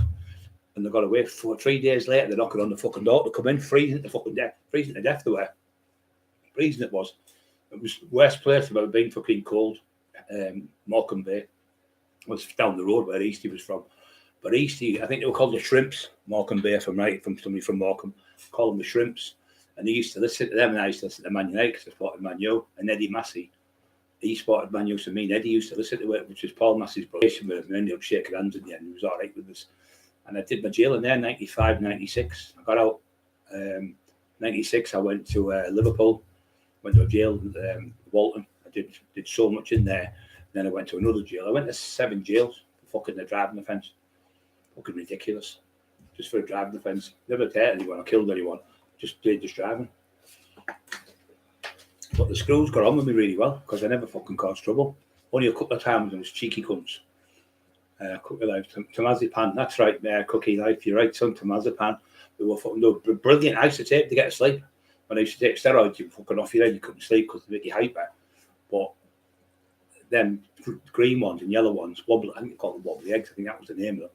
And you'd take them, you'd fall asleep, and you're up the next day, and you wouldn't even feel one bit tired. You just get up like perfect. They were the best tablets ever. They don't do them now. But they were great. You take and all them other things they get now, daisies and all that fucking stuff. They're fucking horrible. You see them all and they're like zombies walking down the fucking street because they're coming from like fucking the Taliban. They're making them, so they send them over here to fucking kill us. I know loads of kids. I was in the garage one night. I was Sean Day. Sean Day was with me. We gave all these kids £5 each. Me and Sean in the garage, and he went, "They'll never forget that, right?" So we're in the garage. So I goes home and got me bar. The next day, 2 of them had fucking froze to death. On them fucking, one was 10, one was 12-year-old, one was 13-year-old. They went on the field near the swings, went in the swings where, you know, like you can go in like a little box thing where you can go down the chute. They went in the chute there and both fell asleep and froze to death in the swings. Fucking terrible. Felt terrible the next day, you know, in my head. Yeah, fucking terrible. Them fucking diazepam they called. And they call them charge sheets because you go out, you have them, you wake up at the fucking police station the next day. You don't know what you don't know where the fuck you're doing. I was in jail with a kid. I said, what's happened? I was in like 3 doors away from him in the cells. The copper said, can't get now out of him. He's fucking off his fucking head. I don't know what he's had. It was them dazies. 3 days later, he said, what have I done? He said, you've killed your kid. He killed his own kid and tried to kill his wife. Killed the kid, suffocated the kid with a pillar and fucking tried to chop his wife up with a fucking machete. Fucking poor cunt. I felt sorry for him. Obviously, he didn't mean it. Imagine that on your conscience for the rest of your life. So that's them diazepam. They're fucking lethal. You'll see them. They used to do them in Manchester. You go into Manchester, that place where they used to sell all the shops. You used to get all the clothes, or dodgy clothes, and that. They were really good copies. But you end blue things when you get them. If they come off in your hand, if the stuff comes off in your hand, they're not real. It's like purple. They're not real. Don't fucking take them. Don't ever get them dodgy ones because they'll kill you. They'll just stop your heart. They've got rat poison in them and everything. Fucking. You know, if you take like an E, you get that shake like that. Well, you get the same if you have rat poisoning. If you took a little tiny bit of rat poisoning or any type of poisoning, you get it when you get illnesses. You start shaking and sweating. It's the same thing because it's poisoning your system. But obviously the E doesn't kill you unless you take loads. But that's what it is. It's just poison, really. The ones you get off the doctor is totally different. Obviously, totally different in a box. I mean, total different colour and everything. Don't forget to add Papa. He's got no way of talking to everyone together.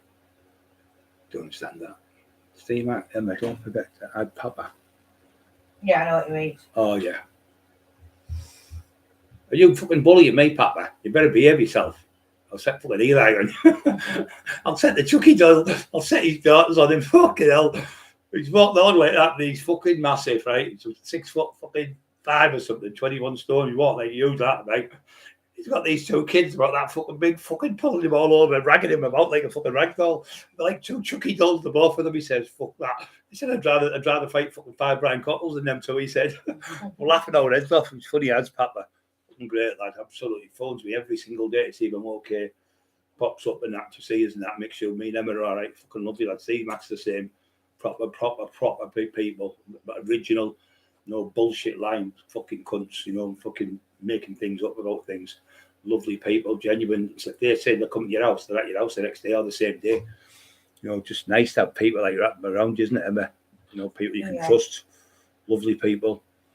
Paul Taylor. Hello, Paul. Jaggy, over. Jaggy Jobby. Taunt mate. Listen, this from no one else. Thank you all. Beautiful, loyal people for all the support you give to Brian and Emma. Thank you very much, mate. And the family as well. Let's put that. Steve Mack, he said, she's my family as well. Oh. So, yeah, his daughter's a lovely girl as well. He's got a beautiful kid. She loves me and Emma. We're classes are our niece, you know. Same as Carol's daughters, we class them as our nieces, you know, just the same. The lovely kids. Blue Moon's a lovely person as well. Blue Moon, where are you hiding? I can't see you. Emma, it's on yours, but not on mine. Is that the bottom? Where's he at? Someone. Trap Mafia. He's a good lad, Trap Mafia. Great lad. I can't see him. Can't you? I can't see Blue Moon. Blue Moon. I still sing. Oh, yeah, I can see. I can see. A great version of that Ricky Hatton used to come into, wasn't there? Yeah, I love Ricky Hatton. I've seen one of his very first fights. It was the night Mike Tyson fought Julian Davies. Yeah, Julian Davies. That's fucking my mate from Method Tidwell. Julian, I can't remember his fucking second name now. The boxer, the black lad. Good boxer, but he was got destroyed off Tyson. So Tyson come in and he's caught with his body shot and dropped him. Paddy Watson was there. He's gone now. Fucking another one gone. The other kid was there. He's dead. Fucking Wogger Watson. He's gone. Fucking all great. Bam. He's gone. So we were there. And Ricky Hatton come in and he was fucking, his hand speed was unbelievable. Fucking destroyed the lad in a few rounds. I thought he's going to be good, that kid. Obviously he was, wasn't he? Brilliant. I mean, he only got beat by the fucking best, didn't he? By Mayweather and the other lad you call him fucking Pac-Man. I mean, to get beat off them and when you get a couple I knew the people who were training Ricky, when he was an amateur. Yeah. And the lad, so say if one trainer had one lad fighting and then he had another lad fighting, the other trainers from the other places would go and help warm the lad up. Yeah. And my friend went and warmed him up. He was only a kid. Yeah. And so they said they got to the doorway, he was supposed to walk out, and a lot of kids get nerves. And he said, no. I knew he thought he was saying, no, I don't want to go out, right? So he said, you'll be all right, son, come on. He went, no, I want my hat. So then he got his hat and he put it on his head because obviously he had boxing gloves on. Yeah. And he was going, no. He was going, come on, let's go. It's time for you to go. He said, no, I want it on backwards. And he said, even then, he was breaking ribs with body shots he was doing. Do you know what I mean? Phenomenal. Absolutely phenomenal. Absolutely phenomenal. Unbelievable. The speed of his hands, unbelievable. And the same as when I met him. I went to Doncaster. My mate Harry's not here now. And a couple of other lads from Hartlepool. And we goes to go, and there was a lad there. This lad was up there with like Eubanks and what's he one called? Ben. He's fought them in amateurs and beat them. Really fucking good boxer. But he got into a robbery, got done for an armed robbery, got 10 years. So he's in jail. He's got about a couple of months left. So he goes, I got there, we were there, and we got there was Prince Nazim there. He was fucking tiny up to here. I mean, he's about 5'4" and about fucking 9 stone, I'd say. So anyway, I looked at him and just didn't look fuck all. He was stood there, and we were talking. This lad was boxing for what was got exhibition bout, and then this fucking he goes in the ring and he does this fucking backflip and it lands on the floor, and he's going on this. He's training with this lad, and he's fucking. I think he was like 16-year-old at the time, 15, 16, and he was like a fucking snake, like not like a cobra, like a snake dancing around. The lad couldn't get anywhere near him. He was just and stepping back out and moving. And fucking, I thought he's going to be good. And another one became world champion, fucking exceptionally. He thought that Welsh lad who was the champion, he absolutely took him apart. I think he was called Jones, I think. Absolutely destroyed the poor cunt. And he made a mockery of him in the end, like. But the lad was like world champion, fucking his class. He was really good. I always said he was a better fighter than Mia Khan. Is it Mia Khan? I knew that. Barrera was one of my favourite boxers, and they all thought he was past it, didn't they? Yeah. And he absolutely destroyed him. He's got no chin, has he? I mean, don't get me wrong, Khan is a really, really good boxer. My mate fought him. He just can't. He's one of them when he gets hit on the chin, he just goes down. There was a Scotch lad. Mark Sears fought him. North America, yeah. So there was a lad from Scotland who fought him, Scottish champion. He fucking sparked him, knocked him clean out, but it wasn't for a title fight. It was just for a British fight, and he knocked him and fucking conscious. He just had no legs. But the other one, just been on about Prince Nazim, he had a fucking brilliant chin. Honestly, he was brilliant. Honestly, he was really, really hard to hit, wasn't he? Yes, it's a bit like Floyd Mayweather, but not as good as him, but fucking for his size, unbelievable. I won 10 Mars bars, I think it was, 12 Mars bars in the prison. We all put on the 11th, I think it was the 7th round I picked, and he won the 7th round, and I won 12. We all put a Mars bar in. We used to have bets and things like that. And we used to have a telly room, and there was a lad called, I'll call him now, big, massive lad, like he was about 22 stone, bit fattish, fucking massive forearms and legs, but no muscle, no fat. And he used to wear these fucking legging things. They were like a rooster. Like I was, what? Them long johns, that's what he had on. Long johns, I went, you look like a fucking big rooster. He was laughing his head off. Everyone was pissed himself in the telly room. And we used to be able to watch the telly on the right in the telly room, because this was like E-lines. You started off in the one part of the jail, and if you kept yourself right, you got the second part, and then you got E-lines, which is fucking, you had your own room with a shower and everything, your own key and everything. It was great. And what was he called him? He used to make, like boats and all that with matches. Fucking hell, it took him 3 years to make this massive boat. He said 3 years, something he made that. Fucking just made out of matches, fucking unbelievable. He made aeroplanes and everything. He was a great, I can't remember his name now. But he was a New Age traveller. I don't know what the fucking New Age traveller was. He was telling me, he said, on the Thursday, he said, we go to Tesco or something, we go to Asda, because the meat's still fresh and it's just going out of date. He said, so they can't sell it because the date's out, but it's still edible. So what they do is they'd go in the bins, where the bins be there to throw the meat out. They'd pinch it and then have the food for the shelves, because it would be still fresh for a couple of days, because it was just a sell-by date. So you could still eat it like a day or two after. So he was telling me that's how they used to live and things like that. And they'd go tatey pick and all that stuff. But they had a big they had a minibus for about 10 of the minute, with tents and all that. And they lived off the land and everything. Mushrooms and all that they used to buy, and cress and fishing in the rivers and all that. He was fucking lovely. I can't think of his name now. Big fucking lad. He was a lovely lad. Lovely heart. Not a fighter, just a nice kid. But he was next door to me. And yeah, I never had no trouble with any fucker. You always get the odd one trying to be clever. I should do, because I was so big, I just fucking behave now and grab them and shake them, give them like a fucking scare, because it was that big and I was that strong. Or I'd pick them up in the air and shake them, give them a scare and think, if you hit them, you're going to fucking kill them besides of me. So that's what I'd do. I'll grab them by the fucking throat and go, fucking behave now. Just show your teeth and scream at them. And I never got much problem. The odd one or two had to grow. It didn't last 2 seconds, but sometimes I'd just throw them on the settee. Like I was one in the telly room being cheeky. So I threw him on a settee and just fucking sat on the daft cunt. He was about 11 stone ringing wet, little cheeky cunt. I just sat on him, he was fucking screaming like a pig. I was about 20 stone, on 20 clem. On top of him, he sat on his lid on the settee, fucking crushed it. They're all laughing like fuck. But yeah, I got on with people. I've always been nice to people. And then I moved to the other jail was The jail was, I say, like we're Liverpool, so we goes in there and I met a lad called Steve Cole who run the doors. The nightclub was called Cream, and I was padded up with a lad called Max Styles. They run the doors there. And I got a phone call off the Levines, the lads from that way, Alan and Levine said, if you need out, big fella. Yeah, they were good boxers from Liverpool, yeah, really good. So they said, if you need out, big fella, because he's on the phone to Steve, he said, your pals here. I went, was it? He said, Team Levine. I went, hey, Ian, you all right? He went, listen, anything you need, anything, let us know. This is our area. You looked after us up your area when you come. So anyway, I was in the pad, and there was a lad getting out. A couple of days he'd been in. So there was room on the reception. So I used to think people on the reception were all dodgy cunts, mate. So they said, do you want to, just Mr. Bolt called the screw. So when I went in, what's your name? Brian Cockerill. Oh, you Cockerill. He said, it's down here. Any more, you carry on, he said. He said, stand over that line there. I said, it's like fucking porridge, you know, the film. He was laughing.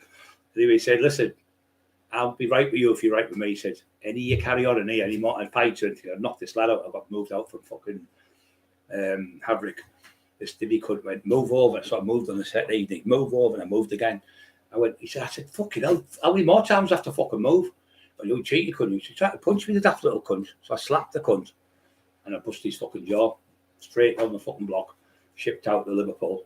So anyway, I'm in Liverpool and this fatty screw went, so you're Cockerill anymore, you carry on me, you'd be going to Whitemore, where the fucking IRA go, which is on, I think, Albany, I think, or somewhere Albany, is it, where the IRA go, you're going to be on there. I think it's, you have to go to Portsmouth to go there on the ferry. So I thought, fuck that. So I thought, I better be going. So anyway, I'm in there. And he said, do you want a job on the boxes? I said, what's the boxes? He said, where you put your clothes in? He said, 2 days, 3 days time going out. Anyway, the lad got out. He got his, said, get out in 3 days time. He got out in 1 day because he got, you know, when you go in the cells, and you're in the cells for like 2 or 3 hours, the class that as a day in jail. So he got his days back. So they said, right. So I got padded up with Mark Styles. They run the doors in Liverpool. So lovely lad, Mark, big tall lad, moustache, black hair, and Steve Cole was a boxer, really good kid. So I'm padded up with them. We were telling all the story about Liverpool, that we were in there. Anyway, I was in the cell. I was writing the letters with mum and dad. I sat there, this fucking rat about that big ran past the window, and fuck, I don't like them. They're fucking give me the creeps. What the fuck? Lock the fucking window like that. And then I said to screw the next day. I said, there's fucking rats in here. He said, I know. I said, well, why don't you get a rat catcher? He said, we've got one. He's in the jail. I said, what do you mean? Where is he? He said, he's doing 3 months next door to you. He beat his wife up. So he was the fucking, no good to be in there fucking beat because he gave his wife a bat. He got 3 months on fucking jail. So there was a fucking rats were massive in there. Honest to God, they were fucking horrible. So anyway, I used to get up about 5:30 in the morning. I used to do 100 press-ups in the night and 100 sit-ups on the night on the bed. And I had Mark doing it. Got Mark up to 50 of each. He used to do 50 sit-ups, 50 press-ups.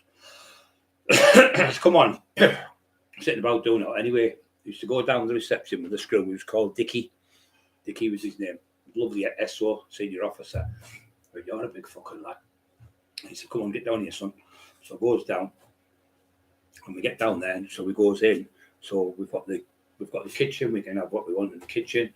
We've got people coming in. You have to feed them. So when you go in the boxes, what the boxes are is you go into jail. You take your clothes off, right? You take your clothes off. You get this box. You put your clothes in the box. You lock the box. Tape thingy up like that, and then you give it to me. And then the lads out there will give you like 2 pair of socks, a vest, a shirt, a couple of shirts, jeans, and underwear, and shoes. So that you get your stuff there off the lads. Now, if they were nonsense, I'd say to the max. That meant fucking stitch them up, give them fucking their shittiest clothes going because they were paedophile bunches. So anyway, we're in there, and there was this fucking big lad called Duckdale. He was fucking big farmer type build, fucking massive, but like a big fattish lad.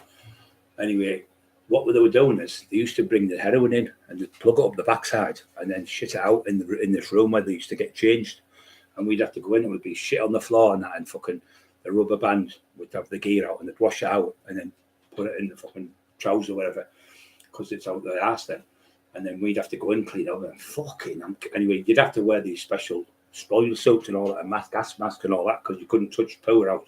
It's full of germs. So it was him doing it all the time, this fucking lad Duckdale. So you got 10 year for robbery and 12 year for glassing a policeman. So you get a copper in the pub with a plea, got 22 year. So he's in their thing, they're all going to jump him. And they had put bits of fucking stilled legs off chairs and all that. Oh, fuck this, I don't like this. 6 on the fucking one. Anyway, he stood there and he went, oh, you fucking looking at? Fucking looking at you. So he run at me and I went bang like that to the body. And I went bang like that to the body. So he went that side and I went left open. Anyway, I hit him and he hit the floor and he hit the floor dead hard, like when he fell on his ass. And Mr. Bull come, what's happened? I said, he's fell over. He slipped in the soap. What's happened? He said, I just fell over, boss. I said, do you want another go? He went, no. So that was like the fucking king of the jail then, because he was like the best fighter in the jail at the time, this kid. And they're all scared of him. So I was going, there was this big fat lad. He was about 23 stone. Massive. He was funny as fuck. And he was on this, he was like this blood vessel. Remember him, what you call him? Busted blood vessels, he called. He looked like him, but fucking massive. So he was on the bed. He went, I fell out the bed again, Brian. I went, you're fucking joking, aren't you? 24 stone, 25 stone, fell off the top bunk. I said, well, sleep on the fucking bottom. He said, no, the other lad won't let me. I said, you let him fucking sleep on there, yo. He fell off the fucking top and landed right on his back that way. Twice he'd done it in a week. I went, what the fuck? Anyway, he used to come out fucking massive. He was funny. So I was in with another lad. He's from Liverpool, this kid, you might know him, Jimmy Kelly. He was a footballer. He played for Wolves at midfield. And him and his brother were out and they were on the door. And his brother had a fight with the doorman. He'd already punched the doorman before and got about 2 years for it. So he fell on the floor, the lad.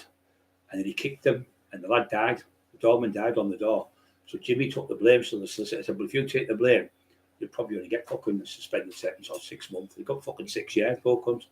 Jimmy Kelly from Liverpool, great midfielder. So I was in with him as well. He was a good lad. And we used to play football. So they used to go to the Cockerill and that. We used to have a laugh and that with him, But we weren't allowed to go to the gym to train because we were on the reception where I had to give them the clothes. We'll go, Smith, box 5366. You have to get off the wall. Smith is here, our son, get your stuff, blah, blah, blah, blah. Jones, 5538, and just get off the wall. First, when I got it the first few days, I'd done my fucking head in, but in the end, you started, like any job, you started getting used to it. And so I'd be doing that. And schools just said, you've got everything fucking boxed off for you. I said, yeah, boxed off. And he said, you've always funny, you've always got the last thing to say, haven't you? And he was all right, Mr. Bolt. So Mr. Bolt was good. And I was all right with them and they were all right with me. So Dickie said to me, do you want any stuff in that? I went, yeah, I've got it further. So he gave me some bacon, he gave me some chops, and he gave me some steak. It was like, it was out the kitchens, but it was spare, what the kitchen of the kitchens. So I'm in there, me and Steve Colville, Mark Stiles. So we are in there. I'm cooking, Steve's there. The nonsense are coming for the breakfast. So there's like a bit of orange each for each one of them. There was an orange for them each, an orange. So there's an orange there. So fuck them, Steve went. I said, get them in there. So we took about 150 oranges, kept them, give them fuck all, kept the cunts. So I swear to God, my fucking hands were killing me, squeezing them out, me and Steve, in these big tubs. Anyway, we filled them up and then we put about 2 pints of water in. So we had fucking orange for like about 10 days. It was fucking great. Pure orange juice. Anyway, we're in there. And anyway, I'm in there cooking. Mushrooms, fucking eggs, fucking all that. And the screw walked in and went, what the fuck do you think you're doing, Cockerill? This was the SO. I went, just make some steak in that, boss. He went, you've got better fucking food than me. He said, it's not Goodfellas, in here. Remember the film Goodfellas where they're all cooking all the food? It was like that in fucking jail. It was hilarious. I mean, there was another kid that was in. He was a model.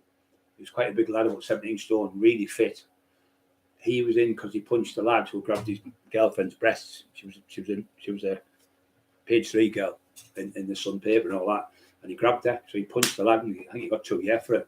He was a nice kid. He got out, but Jimmy was a good kid. He was in with me for ages, and he played with the. He was telling me about Steve Bull, I think they called him. He played for Wolves. He was the captain. He was telling me his fucking career's been ruined through his brother. I got him with every fucker. So this is where my fitness come through the roof. So him being a pro footballer, he started to show me all these exercises, what you do. You jump over ropes and all that stuff. And on these, so what we done is we got these. There was like these big tubs like that with handles. When you get a handle, it's all like say peaches. Because it was a prison, there'd be fucking big, massive tubs. So we used to get the tubs and we'd put the lid on them fill them up with water, and we got the handle. And what we did with the handle, we got 2 brush shanks, and we taped it on with tape. We got some tape to keep the SO. We taped them on, and we had maybe 50, 60 pounds. So we do sets of 25. I get 25 at the end. Just 3 of us go around like a circle, and then we'd have like another one where we'd have the tin sins. We made 2 handles on them, so we had the handles with a bit of rope on, and he drilled them for us in the drill shop, so we could put the rope, a little bit of rope through. We could curl them, and then we could do flies like that and stuff. It wasn't great, an upright rowing, and we used to do all that stuff. And they let us train in there. And there was, on the daytime, in the summer, there was a little bit of the jail where we were at the kitchen, where you could walk out, and the sun was straight on you. So we'd have our shirts off, get sun tanned in the fucking prison, like the prisoners. You know, the only us doing it, but we were like trustees in a way, because we never fucking never stole anything out like that. And we got on with everything, but the Scousers were a fucking nightmare on tin foil. They've got, you got any shine, la? Any shine, they call it in fucking Liverpool. You got any shine, la? Meaning tin foil, so they could have the fucking brown off. Before you ask me, I haven't got any fucking shine. I've got none of this in on that. The next one, I haven't got any shine. Before you ask me, I'd do that. And the screws were laughing like fuck. The screws were fucking brilliant with him on it. Nobody dare say fuck all. So everyone was just going through like that, because I was fucking still massive in the jail. And then later on, I got shipped out to another jail called Wheelston. It's called Wheelston. It's right. It's in Leeds, just outside Leeds, and it's called something else now. I think Charlie Bronson, all of them are in there. And it was an semi-open jail, so you went in, you could walk out the jail if you wanted. So I got in there, and I got a job as a training instructor because of me NVQs and stuff, and me first aid. So I'm in there with the lads and everything, and I met Mark Steele, great lad. I used to go on the pads with him. Mark's great, isn't he? Fucking class. And we called him the Professor. He was fucking genius. Clever as. He worked for the CIA. The CIA had an explosive device over in America that flew him over in a jump jet all the way to fucking America. He used to work for the Ministry of Defence, and he's fucking genius. So we called him the Professor. Then my other pal, he's a CSI, fucking like them CSIs where they go around, but he works for the government, where he helps to train people to be CSI officers. He was called Dave Honeywell from Redcar. Yeah, great. Right. He was a marvellous fighter as well, and he trained. Yeah, he was great. Well, what happened with him? He used to run. He was fucking super fit. His mum was a teacher, and his uncle was a barrister, and he had paranoia, really bad paranoia. Ever decreasing circles, yeah. Never-ending circles, yeah. And why I called that never-ending circles? Because when he went to jail, it was just back to jail, back round. I taught him in jail. I said, look, you've got borderline personality disorder. He went, what's that mean? I said, you fucking loopy. He laughed. Mark was laughing like fuck. I said, no, what it is this. I explained it to him. So he come to my book signing when I got out, when I did my book signing, Middleburn book. Well, he went, when you told me about that BPD, borderline personality disorder, you were fucking spot on. He said, I've never been back to jail since. He's a fucking CSSI officer, where he trains the kids in the colleges and on the universities. He's in York now, does it there. And he was in the pad with us. And it was great because they were really intelligent people I was with. So I liked it. So we used to train there. So Steve Cole, who was in Liverpool, ended up coming to the same jail. Now, he was in there, and there was 5 Scousers in the pad here. You had 4 in each pad, but there was 4, but there was another one next door, so there was 5. So he offered to stay out. No, he offered to stay out. But there was 5 of them. So Steve come and knocked on my door. He said, big fella, can you give us a hand? He said, there's 5 of them here, want to have a fight with me. He said, I don't mind fighting them all, but I can't fight them all at one time. I went, where? So Mark Steele come and we knocked on the door. I said, can we come in? They went, yeah. I said, listen, don't fucking start with him. He's my fucking family. I said, you want to fight? I'll fight the 5 years now. Get the fuck outside now. Get the fuck. Started screaming at them. Oh, but Brad, we didn't know. I said, listen, don't fucking be clever. If you want a one-to-one, I'll referee it now and he'll fight you right now. Because Steve Cole could box. He was a brilliant boxer, middleweight. Anyway, he said, so I owe you one. I said, no, you don't owe me one. Fucking hell, you looked after me in Liverpool. I looked after you in here. And that's how we helped each other. Lovely lad. And they run the doors. It was called Cream, the nightclub they had. And I was in there, and we were in there. It was great. So we had there was big Stevie Hammer. He's dead now from Gateshead. They were all Gateshead. Mark's from Gateshead. So it was all them. They were in one part, but Mark come with me and stayed in Marcel. So there was about 15 Geordie lads, but they were all from Gateshead. Johnny the Pirate, all them type. Jeff Brown, another lad. All them were in there. But I used to go and see them on the night, and they had me singing Elvis. We used to get somebody go over the fence because it was only 6 foot. They'd go to the shop and buy. We'd have 3 tins of beer or something like that, or lager. Be fucking pissed singing Elvis on the mic and all that. Fucking screws knew we were drunk. Then they weren't bothered. So we had this lad who was from Leeds. He used to jump over the fence. He used to go to the fucking nightclub and come back about 2 o'clock in the morning because the doors were open. You could just walk up the jail. So loads of people, not loads, but Amy was fucking great. And they used to have a bowling place where I used to play bowls. It's fucking brilliant it was in the jail. So we had like a big room where we're all 4 beds in and all your bits and bobs. And you had your own key and everything. So you could train as much as you wanted there. It was great, the training.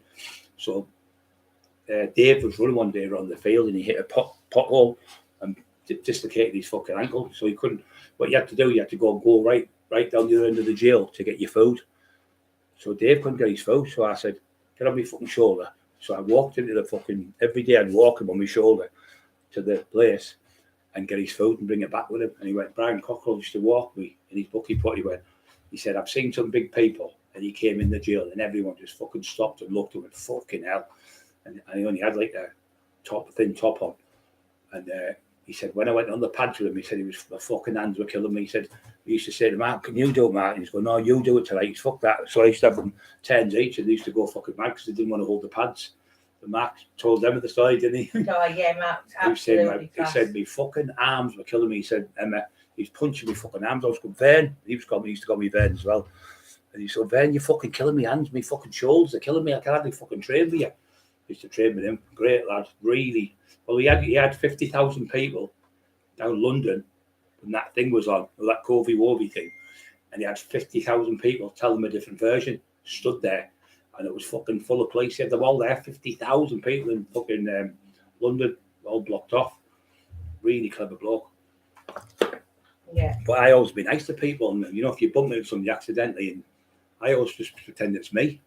I said, sorry, mate, that's my fault. It wasn't you. You go, no, I bumped into you. I said, no, don't be daft. I'll get you a drink. And that doesn't mean you're soft. It means you're being a polite person. But now and then you get people being fucking, take your kindness as a weakness. And I think, he's scared of me. I could fight him. He's scared of me.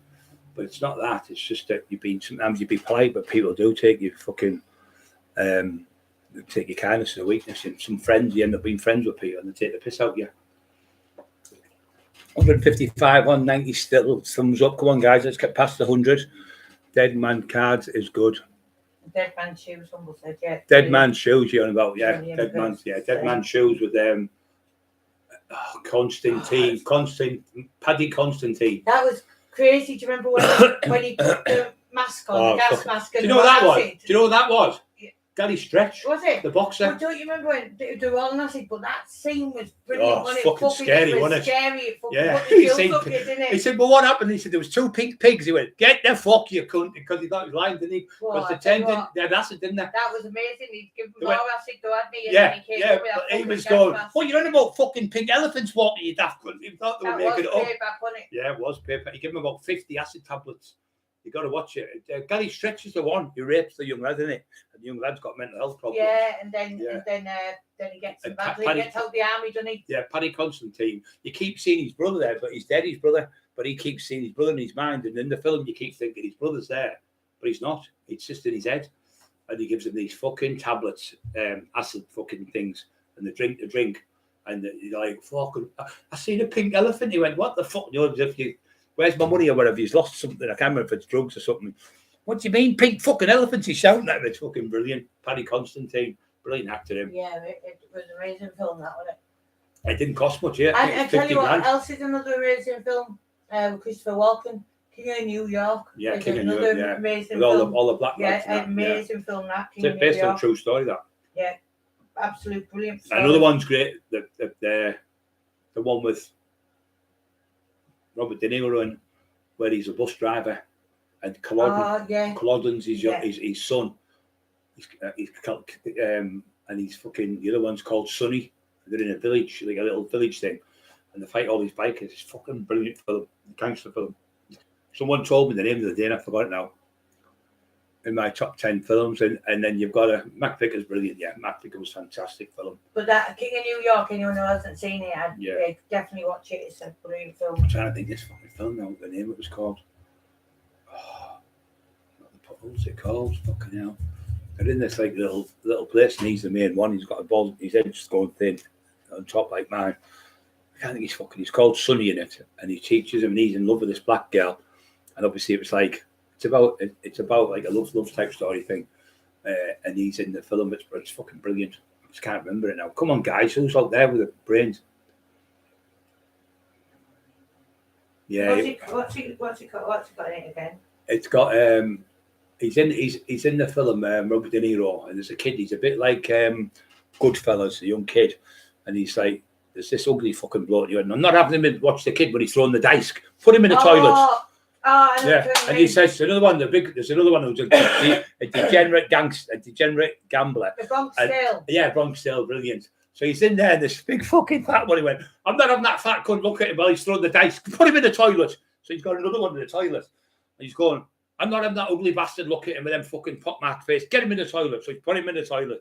There's all these people in the toilet. It's fucking hilarious. Yeah. And then there's this gangster with him.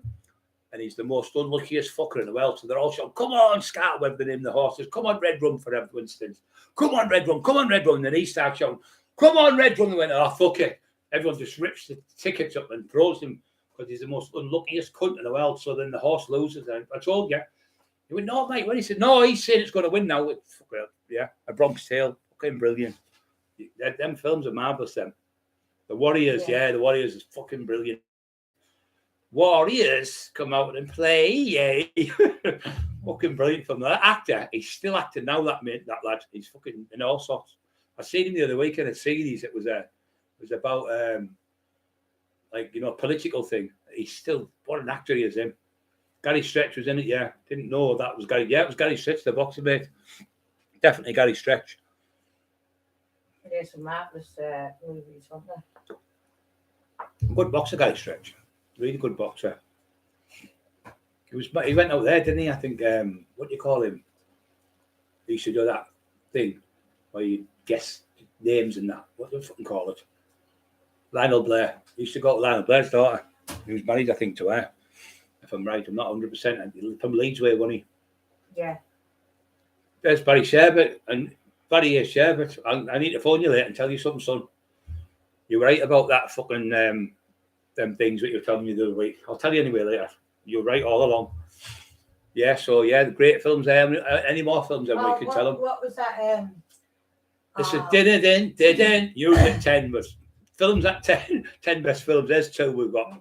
See, anyone else can pick any top films. Come on, guys, you can pick them. Someone must know top film. Come on, you got to help us. How about Papa? You know, do you know which one I like as well? If you're going for old ones, do you remember that? Not Cobra. Was it Whistle Down the Wind? I'll kill the Papa. Was it Whistle Down the Wind? Whistle Down the Wind, that's all black and white one. Jesus was in the band. that was Haley Mills. Haley Mills. Say, come on, Jesus in the band. Jesus. He was a robber, wasn't he? Yeah, he was a fucking, he was a burglar. Oh, that's class. Yeah, it was called Haley Mills. We've got Jesus, weren't they? Yeah, perfect. Yeah, she got a voice, perfect. Come on, we've got Jesus in the barn. And then we're getting... Because he was in shades when he was a prisoner. He was on the run for prison. It was black and white. It was brilliant, yeah. Another one... that was amazing. There was another one called... I can't remember her name now. She ran away. And he's in it off... I can't remember, Mr. Ben. That was a good film. Black and white one. It's a black and white film. And what was that other one I liked as well? Usual Suspects was good. Usual Suspect, Kaiser Sosa. Yeah, Kaiser Sosa. Yeah. Fucking brilliant, that film. You'll never get it. At the very end, even I couldn't get it. I thought, fucking hell. It just goes. It's brilliant, that. Yeah, Usual Suspects. Yeah. You've got to watch that one. Film. Right, these down. Casino, 10, yeah, in the top 10. Definitely the best ever shootout fucking movie ever, that one. And then there's another one with another one, not Casinos. Another one was a fucking brilliant shootout where he's like fighting, come on, you fuckers, to the cops. He's shouting, he's blasting them machine guns.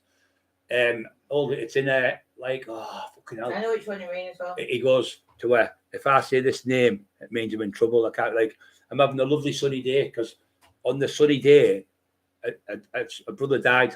So if I ever say she says, "It's me. Everything's okay. I'm just having a lovely sunny day." And when she says that, he knows that's a bad thing because that's when her brother died. And I can't remember the film. And the Shawshank was obviously great. Oh, fucking marvelous Shawshank. My favourite Godfather was Godfather Part 2 when Robert De Niro played the young Vito Corleone. That was the best. Yeah, definitely. Yeah, 1,000,000%. 1 and 2, 3 was terrible, really bad. Yeah, that there, the Shawshanks is one of my favourites. It's just sad. It's great. It's fucking absolutely. Actually, I seen that in 1995. I think it was when I first went to fucking jail. I was in 95 in jail in Durham, and that kicked off through that film because they weren't going to let me watch it. I said, "We're allowed to watch the fucking films every 3." He said, "Get back yourselves." He was called Brian Robson, said the football. I went, "It's on paragraph 4, section 3, blah blah blah. Home Office approval. Every 3 days we're allowed a film. We want the film." Anyway, fucking I was told that. Coyote. A Deer Hunter, yeah, but it's long, isn't it? It's a great film, A Deer Hunter. If you haven't seen it, but it's a classic. It is a great film, but it's really long. But Casino's great. The shootouts are fucking marvelous. See, I once had this picture, and I got it went to Wales of all places in Wales, and I had the black and white print of it where Al Pacino's doing the poo ball when they're in the toilet. Oh, you're about Carlito's Way. Carlito's Way, but I had that bit where he's been down the pool table doing the poo ball thing. He said, "Hey, Carlito's doing the trick. Are you ready? I'm coming out." Are you ready? I'm fully loaded. He hasn't even got a fucking bullet, has he? The bloody one. I'm coming out, you motherfuckers. Anyway, it's fucking brilliant, that film. That is brilliant. Gladiator, yeah, I've got to say that is definitely one of the best films ever, The Gladiator. And the Scottish one, Braveheart, marvellous film. Braveheart, absolutely brilliant. And going back to the oldies again, Angels, Dirty Faces, boxing one, wasn't it? Yeah, the old James Cagney, Angel with Dirty Faces. That film was made about 1936, and it was called What the Censors See.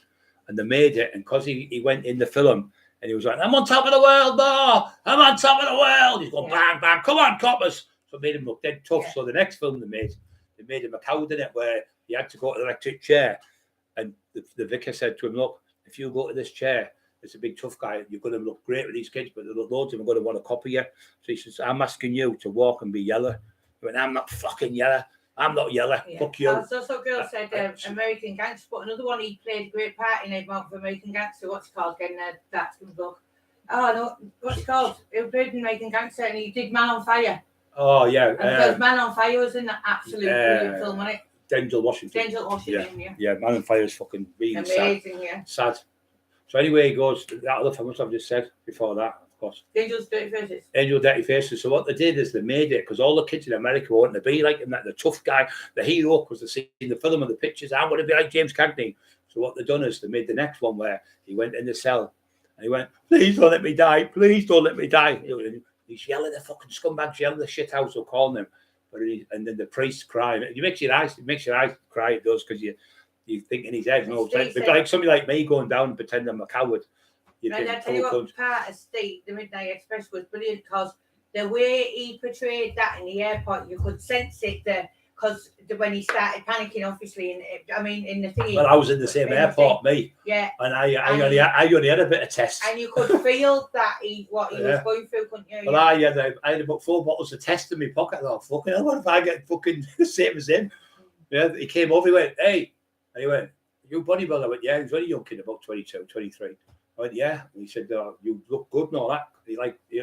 Oh, fucking hell, he was going to pull me with a couple of bottles of testosterone I got of the chemist. What was that other one? And I tell you which another film I absolutely love. What's it called?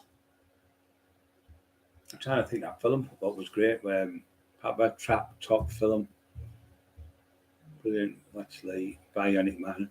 Bionic Man. That's fucking me. I've got that many holes in me and fucking nuts and bolts. The Bodyguard, yes, that's like a woman's film, but it is good. Barry Sherbert, you would fucking come up with it, wouldn't you? Yeah, The Bodyguard was good, really good. And I tell you what else was good, Taken. Pretty Woman was good. Oh, fuck off. Taken's good.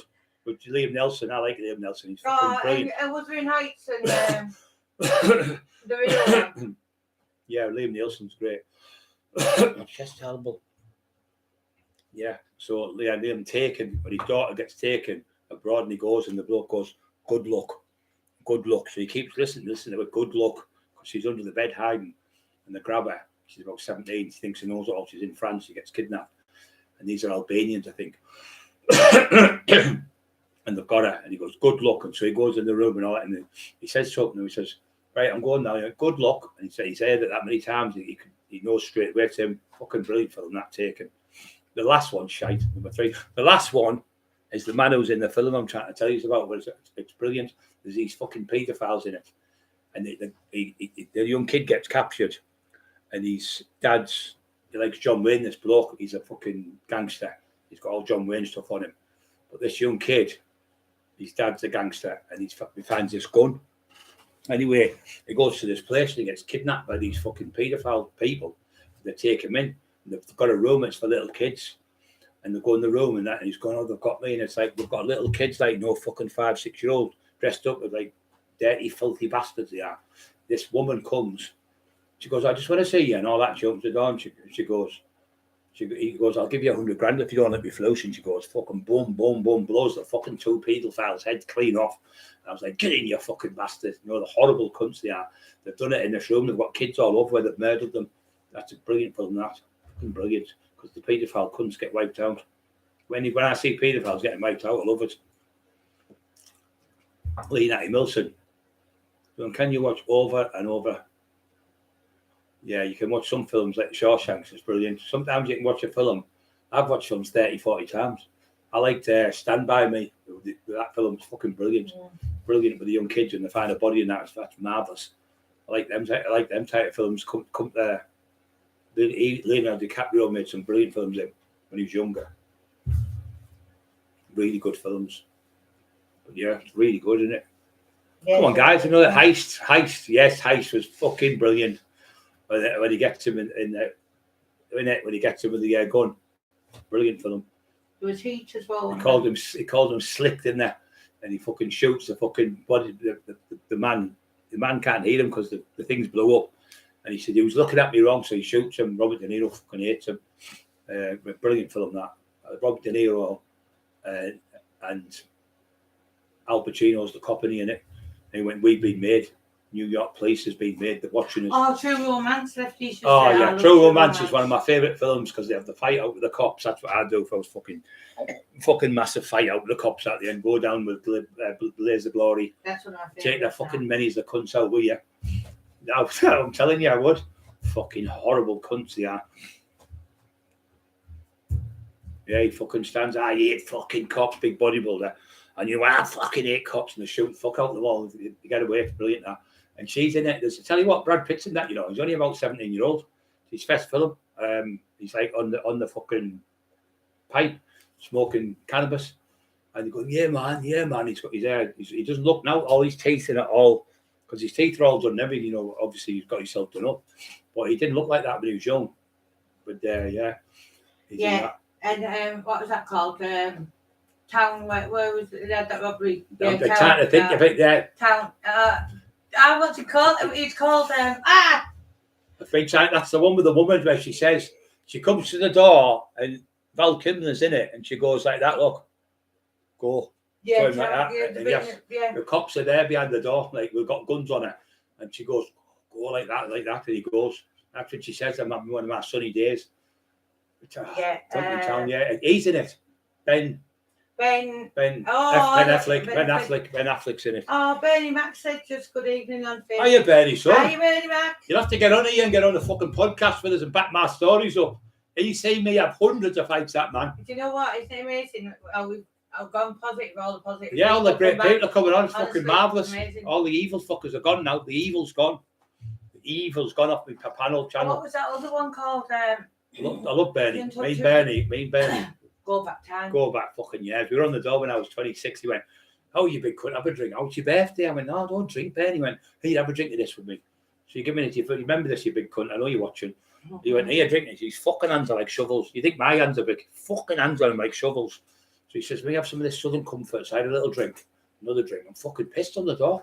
So I'm on the door downtown. This fucking, remember that film? He went, "Leave the kid alone." He was like his build, and he was fucking massive. This lad, a lot bigger than me.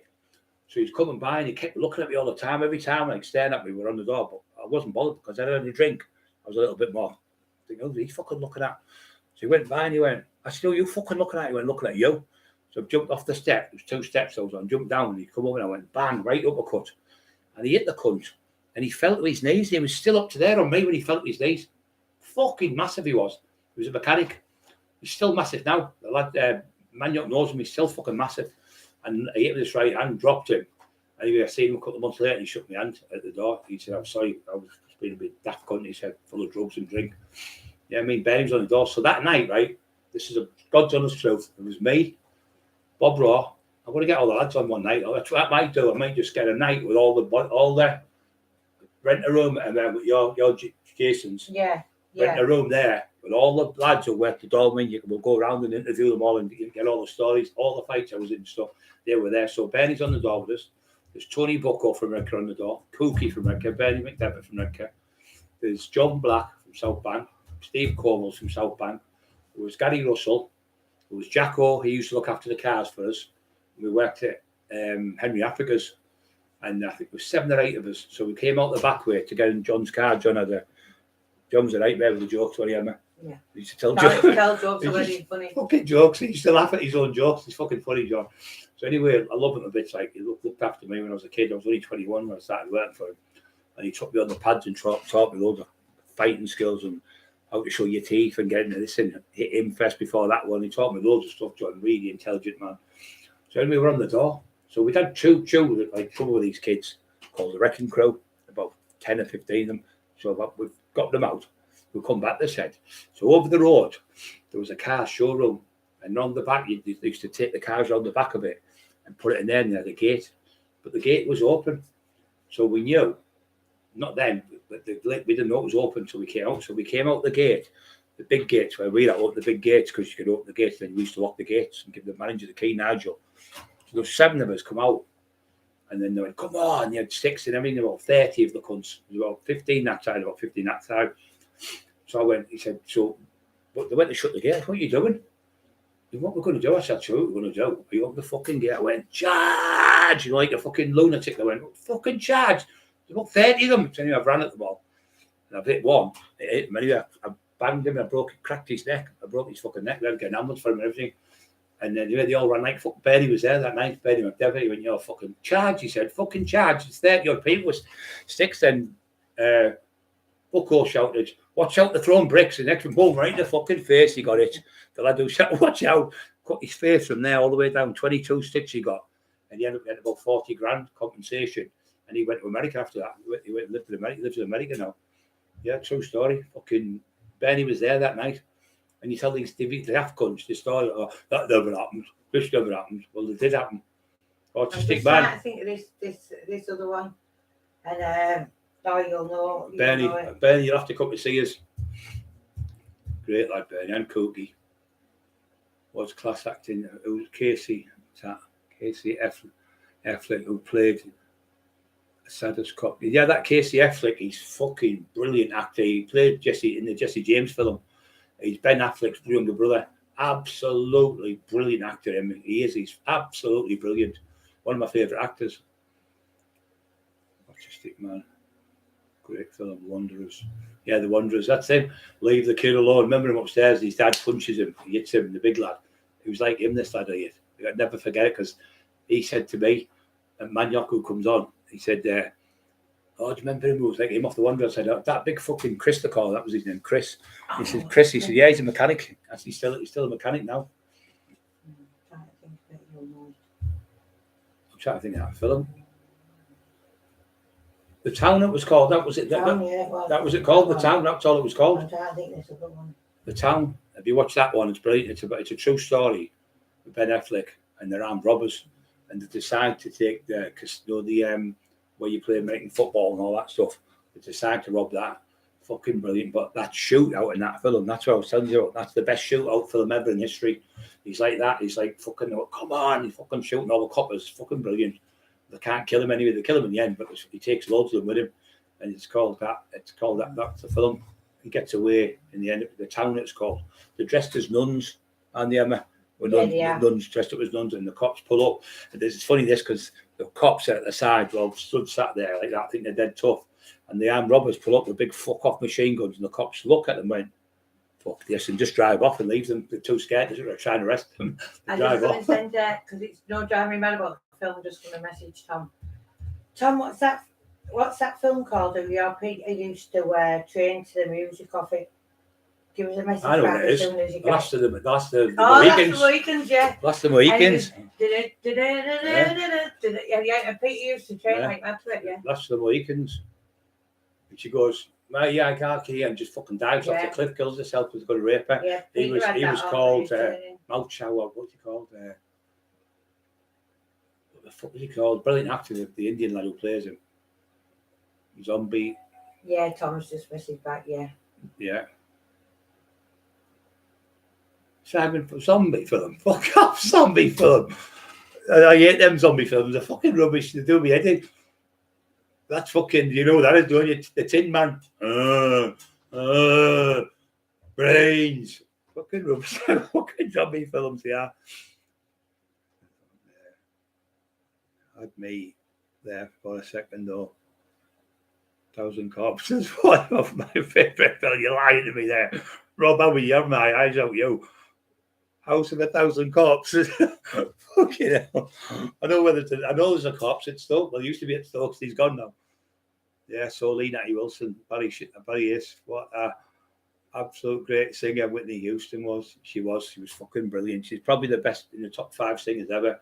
She's another great one from Wales. What do you call her?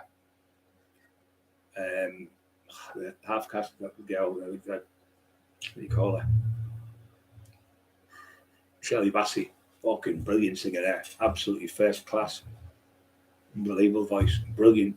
And shall we see, with the big nose, you call her? With the big nose singer. Barbara Streisand. Barbara Streisand. She if she's watching this, she was in Cheeky Cunt, Big Nose.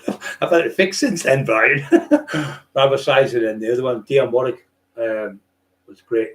That was her sister. That was her auntie, wasn't it? Yeah, that was Whitney Houston's auntie, that Dionne Warwick. Yeah, me and Emma listen. I like all the old rave stuff, and I would sit and listen to it. And you think you're back fucking 26-year-old again. You just laid there listening. You can see everyone dancing about. I think one night I might make a new rave, to like see what will take off again, like the old days. He's at it again. He's fucking got rave clubs kicking off again. That was fucking class. When Emma we had raves all boxed off, it was fucking class. You could just go in. Never had to pay a thing for fuck all. It was fucking brilliant. No, not a thing. Everyone's like, oh, Brian. The only thing is my hand was fucking killing me shaking people's hands. You never had that thing then, the fist thing. They brought it out later on. It was like, oh, they come round just to shake my hand. Fucking deliberately walk around for fucking club to come back and shake my hand. Natural Born Killers was a good film. Yes, D-Mac. It was. There was three of them fellows. There was one with it was called Badlands, and he looked like James Dean. I can't remember his name. I can't remember the actor's name now, but it looked like James Dean in it. That was one. And Stacey Speck, she was in it. That was great. Badlands is fucking brilliant. It's like Chopsticks, the music. And it was a real based on a true story where they went around killing loads of people. A dad was a copper. And they killed the dad. And then they made that new one, Natural Born Killer. That was in one of them. Was it Owen Wilson, I think? Or the other one. He was in the one when you drink. That series, what was it called? Where you used to have a drink, remember? Oh. The 70s, 80s, what was it called? No, it's not Downtown. What the fuck's it called, that film? Well, that series. Oh, I can't think of it now. It's in my head. Three Men and the Baby, he was in it. Oh, yeah, I know what you mean. That series in America used to be on in the 80s, 70s. Soon as that fucking hell, fucking head's battered. He was in it, the same one. Was it Owen Wilson? Owen Wilson was in it, I think. Owen Wilson was in it, the series. And him off Magnum was in it. No, Magnum, he was in it. Tom Selleck, the TV series. Can you remember it? Cheers, that was it, Cheers. That series, yeah. Well, he was in that. Natural Born Killers, what Steve Mack's on about. And then there was another one, I think, with, I'm sure it was fucking, the other lads, what do you call him? The good looking lad, the blonde one we've just been on about. Oh, I know you mean as well. Oh, fucking hell. Really good blonde one who's like a heartthrob, all the women love him. I can't remember his fucking name now. I can see his face, blonde hair. I tell you what, I liked all them, mate. The ones where they rob the casinos and that. Oh, yeah. That series, they were good. Yeah. There's some marvellous stuff in there. Yeah, everyone's having a good night tonight. Everyone's happy.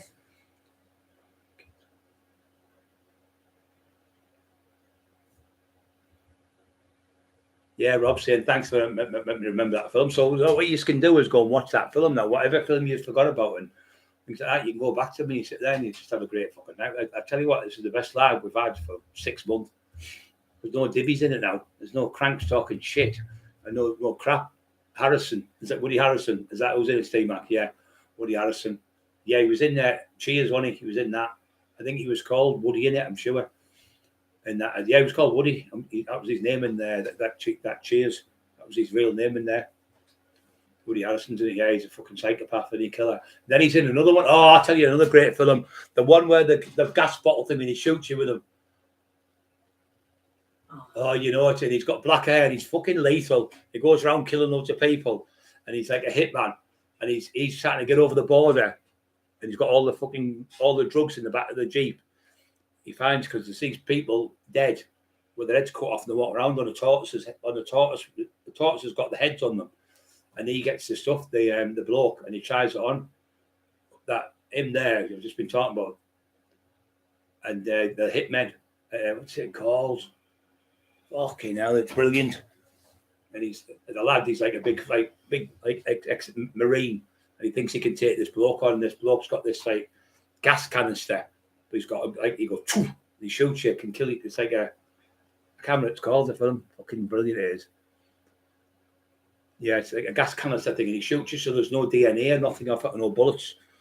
Brilliant film. Camera's called. Oh, it's got dark black hair, half looks like Mexican, and they're going to the Mexican border, and he's on the other side, and he's got the money, and Owen Wilson, what do you call him, Woody Harrison thinks he can beat him.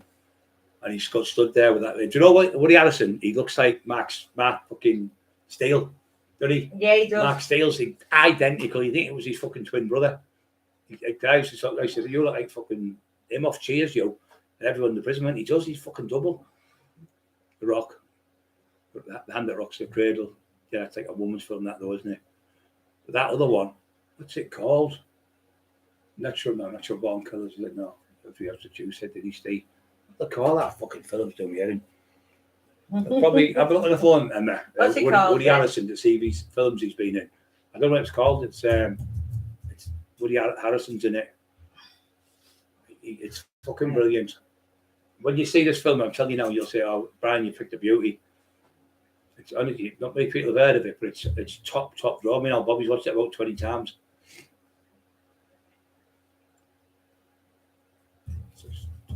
And there was a few Western that were good, weren't they? Like Cool. Yeah. Was it Cool Hand? Cool Hand Luke. That was 850 eggs. Fucking brilliant. That. You couldn't do it, because they've tested it on people. You can only hope. Venom Highwayman, the Triangle of Sadness. Collector. So you say it, I'll know. He sat there like that. He's got that because he's a good looking lad, and he sat like that, and he's thinking I can beat him, and this fucker just wipes him out. He's fucking lethal. Like got a rough, deep voice. He's like a trained hitman, and they're trying to get the drugs back for the cartel. There's like £200 million worth of drugs or something. Duel. No. No. Rampart. No. Hunger Games. No. Oh, Country for Old Men. That was another one. No, Country for Old Men. That's it. That's the best film of all the hitmen films. It was. You can never when beat. He walks around with that gas. Yeah, that's what I said to you. Canister. And he used to be. You looked at his face and you thought, fuck that. You'd run from him because he looks scary as fuck. Country for Old Men, top film. That's the best film I've seen for like serial killer, like a lunatic. He plays the part better than anybody. He just looks right through you like killer eyes. You think he's a fucking psychopath, him. Proper psychopath. But in it, he's just so cool. But Woody Harrison thinks, I can easily beat him. And he throws the bags of money over the top. There's about £200 million. He went, don't even think about it, try it.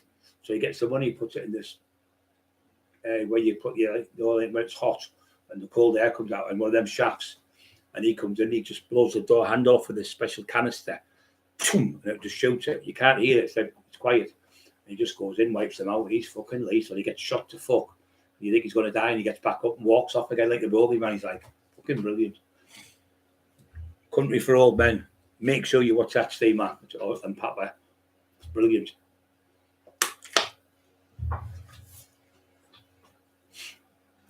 Everyone's happy tonight. Cookie's life. It's Top Cat. Fuck off, Top Cat. See my Cookie, Top Cat going running. Paul Walker. Scared with Paul Walker. Woody Harrison's good in there. Steve against Larry Flint with Call Me Love. And then what's that again? Larry, what's it called? State against Larry. I didn't see that one. And I may have. Yeah, he's good. Woody Harrelson, really good actor. But yeah, he thinks he can take this fucking lad. He's just like a different ball game. And there's another one.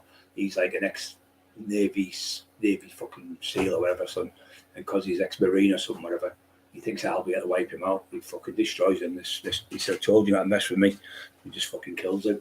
But it's brilliant. The thing when you're watching, you're on an edge watching it. You know, you think, oh, he's going to go on, get away. He can't get away. Andrew Atkinson, I heard Barbie was a good film. Fuck you, Bambi. Bambi on ice. Oh, we love Andrew. Andrew Atkinson, is that the real you? If it is, it's one of Brian's bestest friends. He's fucking and he's proper. A master of jiu-jitsu, martial arts. He's the best, one of the best. He's one of the best in the country. He can touch your neck like that in a certain way. You pass out. Gossip Girl, please don't time Andrew Atkinson out. It's one of Brian's best friends. Yeah, he's a great lad. Yeah, he's great. Call him Aki. Sorry, Aki. People have just been careful. That's all I've been. But yeah, Leon. Yeah, you're right, Steve Mac. Leon's fucking class. Matilda. No, Leon was one of my favourite. The Matilda. Plant. Yeah. He used to carry around. And that fucking horrible cunt. He's got the grenade in his hand in his pocket. He went, fucking, it's Maud's brother in it off EastEnders. Who's the copper? He's a horrible cunt in it. I can't remember his name now. Yeah, Andrew Atkinson. He's what he's got when our winter season, it's straight away, didn't he? Yeah. But he can choke somebody out. I'll keep asking him to learn me how to put a sleep on someone, don't I? But he's absolutely like a master in martial arts. Yeah, he's the top. He's got these two kids. Been on the offense for years, hasn't he? 35, yeah. He's got these two kids. She's the second best mixed martial arts in the country, and the other one's number one. He's got two of them. He trains. One's 15, one's 16. One's a girl, one's a boy. And they're the top two in the country. He's got them in the Olympics and everything. Fucking brilliant they are. I don't know what it fits. I don't know what mixed martial arts that he uses, but he knows every single thing. And he just, he used to show me all sorts of holes and everything. They'll get people in this one. And Bram used to show me. Bram's probably in the third top best in the country. He's fucking lethal. He'll get you in a fucking, Bram can put his finger in your ear like that there, push that there and just fucking have you paralysed, nearly walking out. Just for two moves like that with his hands. Fucking unbelievable. I've seen him. He's done it to me. I said, do it to me. He fucking even could do it to me. He just put his finger in my ear there, like underneath there, and like a pressure point. Push there, and I couldn't fucking move. He's like, fucking lethal, and he gets you in a headlock, you're fucked. You're fucked. It's like being like about that vice. You can't get out of it. You're going to sleep. I've had all these big tough guys, I'm going to beat you, and he just grabs them in 10 seconds, chokes them out, and they piss themselves. 90% of them piss themselves with the fear because they think he's going to die. Chokes them out. He knows exactly when to release. He was actually with me the night when I had the fight with the so-called big boxer. He was actually there, side by side with me. He's seen every single thing in the fight. I never took 50 people in. I never beat no club. He was stuck with me. Dead Man's Shoes. Steve Mac, Ray Barrett was only saying, have you seen Dead Man's Shoes? That's another great film. Yeah, that's what we've said that, no. Yeah. Said that, didn't we? No, but I mean, I don't think it was being funny. You just said, have you seen Dead Man's Shoes? Law-abiding citizen, yeah, that was a good film. Yeah, I think it's, what do you call her, isn't it? She's only little, can't remember her name. She's been in all the top films. can't remember. She goes out and kills the baddies, doesn't she? She gets Raging raped. Bull was a great film, yeah. Oh yeah, it was good. Yeah. I know. I didn't really like it because he beat his brother. He beat his What brother. about the Hurricane? Hurricane's the best. Oh. Hurricane's the best boxing film ever. Yeah, Shout it out. Line them up, he's shouting. Yeah, fucking great. And the same Screws that was Shawshanks in it, and he's nice in this one. Screws says, Jimmy, Jimmy, be all right, Jimmy. Steve, I've just seen a second comment there, so you might bring me. Films like the original Terminator, yeah, Commando can't beat old movies, yeah. I like the 1980s films, mate. You know, like Indiana Jones and that, the Temple of Doom and everything, the comedy and that and stuff in it. Raiders of the Lost Ark, and I liked Back to the Future. Fucking brilliant, that Back to the Future, marvellous. You know, like how they made it and that, I absolutely loved it. Don't make films like that now. And Ben Hur, the original, the remake was fucking shite. The original was great. Predator was made, and it was going to be Van Damme who played the part of Predator. He had the suit and everything on, but he turned it down. He was the Predator in the movie. He was Joe Cumzo girl. VMAC, I think you, but Humble, Apple Crumble, Tombstone with Kurt Russell. Yeah, it was good. But I tell you what else was good. What else was a good cowboy was the Clint Eastwood films. I know they're old, they were fucking brilliant. I think he was the best cowboy, Clint Eastwood. People say John Wayne, he's all right, but I don't think he was as good as Clint Eastwood. Come on, guys. Come on. Right. Freedom. Gerard Butler, yeah, he was great for thing, yeah. Gerard Butler, yeah, good actor. He was in that when he was a bodyguard. That was good. Scottish, isn't he? He's in one, Gerard Butler, where he's a genius and they fucking kill his family. Brian's favourite film, Back to the Future, isn't it? Yeah, fucking brilliant. Love them. So, he's in one, Gerard Butler, and he's one of them people. His IQ through the roof. He's like a think tank person. You put him in a think tank. These people try to kill him, and you put him in jail, and he gets out. It's fucking brilliant. Is that Law-Abiding Citizen? I think that's that one, isn't it? It's brilliant. And I tell you what else was great. What was that one where it was like all the really old western one where they had the few dollars, fistful of dollars and a few dollars more on it. Yeah. The westerns, but what was that other one? Like a marvelous one.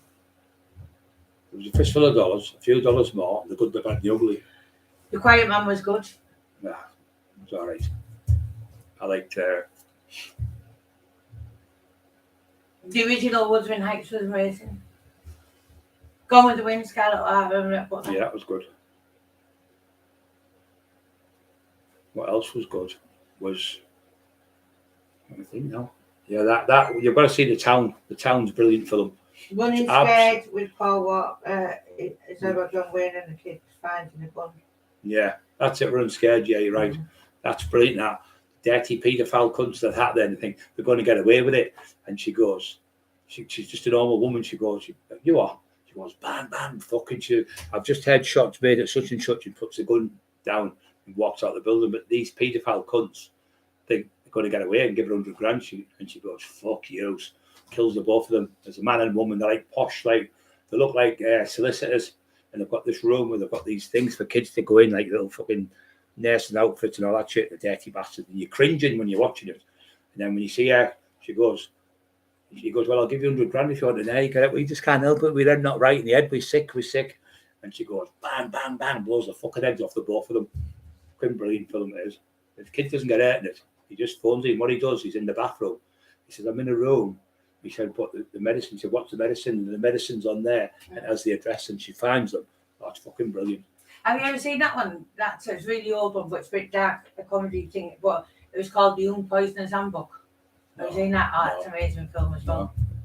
I like all black fight films. Yeah, it's amazing, that one. I like watching the footage detectives. These watch that on Channel 82. I bet nobody fucking watches it only, right? Yeah. Once Upon a Time in the West. Yeah, it was good. There was another good film, wasn't there? I liked the good, not the good, the bad. I liked Lee Marvin was brilliant. I liked the Magnificent Seven. Fucking known as a kid. Oh, I loved it. I thought it was brilliant. Fucking brilliant. And Westworld, I like that as well. Yul Brenner, that was good. The King and I was good. Oh, that's my favourite film, King. You know, there's the original black and white one. Yeah, It's marvellous. Yeah, but Yul Brynner played a Oh, marvellous I can't beat Yul part. Brynner, but the original one's good as well. He's Yeah. an English actor who's in it. Yeah. Django, yeah, Django's first draw. And that, 12 Year Slave, that is a brilliant film. About the lad who was a slave for 12 years. You've got to watch that, 12 Year Slave. Brilliant. No, what was that other one? Roots, another good series. That was yeah, brilliant. Roots was a good Fucking series. absolute marvellous. Yeah. And Kissy. Yeah. Yeah, that other one, 12 Year Slaves, fucking brilliant. Tenko was good. Tenko, yeah. Mrs. Jefferson. I love that film. Somebody just said. I'll tell you what's good. Kess. Come on, Kess. Fucking brilliant, isn't it? When he looks like Teddy Dicko when he's a kid. That fucking film. Kess. Come on, Kess. And he gets the fucking money and he spends the money doing it on the lad gives him the money there, Billy. And he goes, that'll never win that horse. It's rubbish. So he guys buys himself fish and chips and all sorts. And the fucking horse wins and he gets battered off him. What was it called? Billy Casper, wasn't he? Billy Casper. And he thinks he's thingy, then football Brian Glover. He's in it and he thinks he's fucking Bobby Charlton. And he moves. You moved when took the penalty, you cheating bastard. It was good that. It was good. Lena Wilson. Jackie Brown. Yeah, that was a good film. Jackie Brown. It was good. And I'll tell you what else is good. The one when the black lad gets bummed and he's getting raped and he helps him. What's it called with John? Oh, fucking hell. Oh, John Newton. Olivia Newton-John's, not all. What do you call him? She was in the same film as him. Oh, I can't think of the name now, for fuck's sake. John Travolta's in it. Remember, he's dancing with the woman. Oh, and she fucking dies with a fucking heroin needle. Pulp Fiction, yeah. Fucking brilliant. He gives her the gear and she's fucking pinched the brown, sniffs the brown, she's dead nearly. And then they stab her in the heart with a fucking adrenaline thing, bring her back to life. That's fucking brilliant, that film. Brilliant. Went to see that. The picture's 1994, I think it was 95. Death Wish. Yeah, I like the original ones with Charlie Bronson, them for Death Wishes. 1, 2, and 3, they were good. They made new ones that were shite when they compared to the old ones. Jamie Foxx was meant to play. I tell you what, another good film was an old one. Was The Jackal. The Jackal was brilliant. Jackal, yeah, fucking brilliant. Jamie Foxx, I think was in it. The Jackal, really good. He played the part. He had blue eyes. That was a true film. That The Jackal. Yes, he was a fucking. He was a bomber. He killed people and shot people. He was going to kill President de Gaulle. That was what it was about. That was a brilliant film. That brilliant. The acting was top draw. He was like English posh in it. But really good. The Jackal. They made a new one with Dingy Black in it. Dingy Black. I can't remember his name. He's Jack Black. I think he's called. He does like the music. He plays bands and he plays in the band and everything. He's in one. It's the same, but it's a different person. I think it's Bruce Willis who plays the part.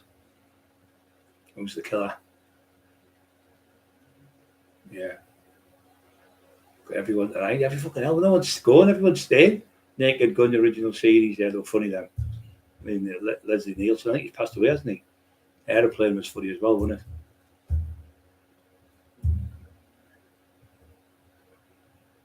Okay. Oh, that other one was great and all.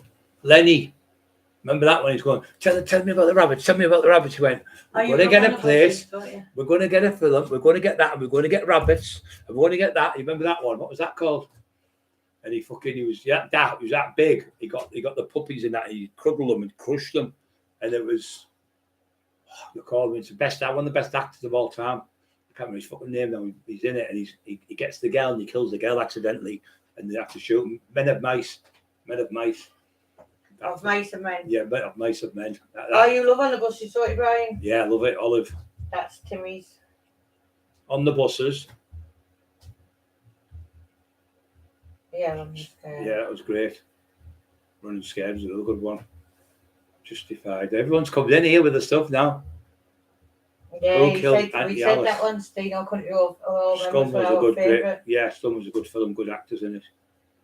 So was the Quadrophenia. That was a great film, wasn't it? All top actors in it. Are you Ryan Fitzpatrick? Are you Ryan? You all right? Catch us all later. Thank you, mate. 09 Harris. I'm off to catch you later. Yeah. Okay. See you later, son. Good night. God bless. Thank you for watching. Appreciate it. Yeah. Bed Dubs and Broomsticks.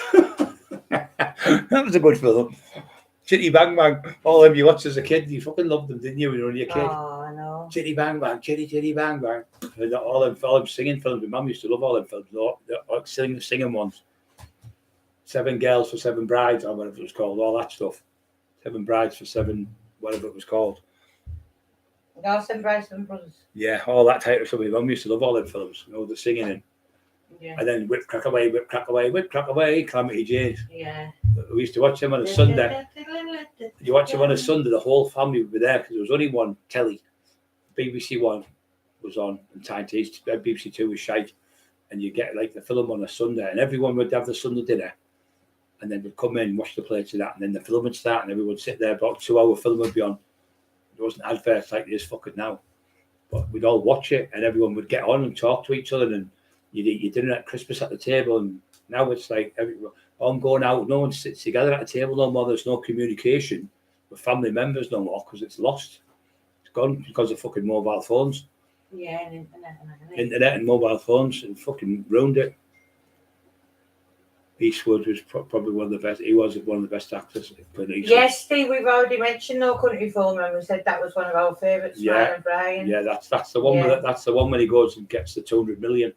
With Woody Harrison. Yeah, we said how dangerous he was when he looked through. Really dangerous. Yeah. Right, that was a baby tune, yeah. That was I can't remember the name now. With Betty Davis, if I'm right. Betty Davis played the part. It was a good film. I tell you what else, supposed to be the best film of all time was the one with what they call him, fucking hell. The Hitchcock films with Martha and Alfred Hitchcock. Yeah. Like Psycho and The Birds and all them. Fucking brilliant films. The acting was marvellous. Porkies. I think I'm not laughing at me.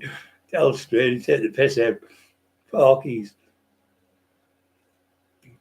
But Steve, Mark, we've already mentioned No Country for Old Men ages ago. Yeah, about a week ago, About a week ago, fucking hell, Steve. Roadhouse, yeah, it was good. Roadhouse with Sam Neill and Swayze. I felt sorry for him when he passed away. It was fucking terrible, wasn't it? Great actor, him. I loved him a bit. Absolutely brilliant. Tales of the Unexpected, marvellous. Yes, and the girl used to be dancing. Din, din, din. Yeah, and Rooms. Remember Rooms, that TV series, Rooms? That was good. Rigsby. Miss Jones. Fucking classy, Bob. She was the ugliest fucking woman on the planet. He wanted her, didn't he? He loved her. Oh, Miss Jones. I'm just Miss Jones. Fucking that. My dad and that used to love it. Rise and Damp. That was what it was called. Fucking kids wouldn't have a clue what we're on about. They would think, what the fuck are they on about? Them silly old cunts. Silly old men.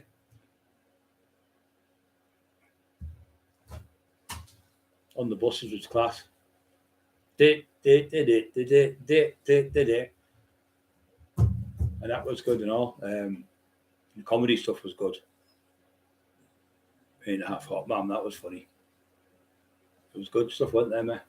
Yeah. It's fucking shit now on the telly. Carousel. I think that was with, if I'm right, Carousel was the one with the karate bloke who died. It was Kung Fu. And he was Kung Fu. What was he called? David Carradine, if I'm right. Carousel.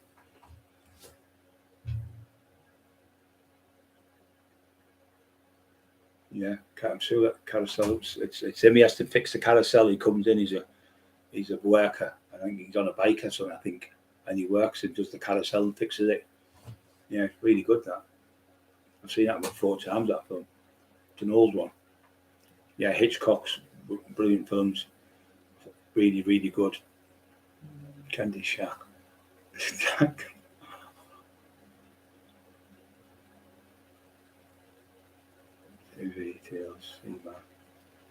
No country for old men. For fuck's sake, loud. He's fucking mentioned it again. He's taking the piss, isn't he? Fucking hell, Steve. He's only mentioned it 18 times. He's fucking funny. Him. Dirty Rotten Scoundrels. That was a comedy type one, wasn't it? Rigsby was supreme. Miss Jones. It was fucking funny. Detective Hammer's policeman. And all along, he was a fucking thief. He was pinching all the money out the houses. Yeah, Full Metal Jacket was good. Yeah, it was, yeah. And was that. And so was Private Ryan. Same Private Ryan was marvellous. When I went to Picture Seattle, all the old men were crying who were there in it. Obviously, the dads and that had been killed in the war. When they're all getting shot on the beach. And then there was Platoon was fucking marvellous. Brilliant film, that. And then there was another one with he was Michael J. Fox. He's got Parkinson's now, poor bugger. Brilliant actor. He was in Back to the Future and everything. But he was in another one, Casualties of War, it was called. And they raped a girl in there, and they all got jailed. He went to court against them all, and he got them all jailed there. And she was like a Vietnam girl, and they raped her. But he went to court and made statements. And they all got fucking 20 years each or something. It's a true story.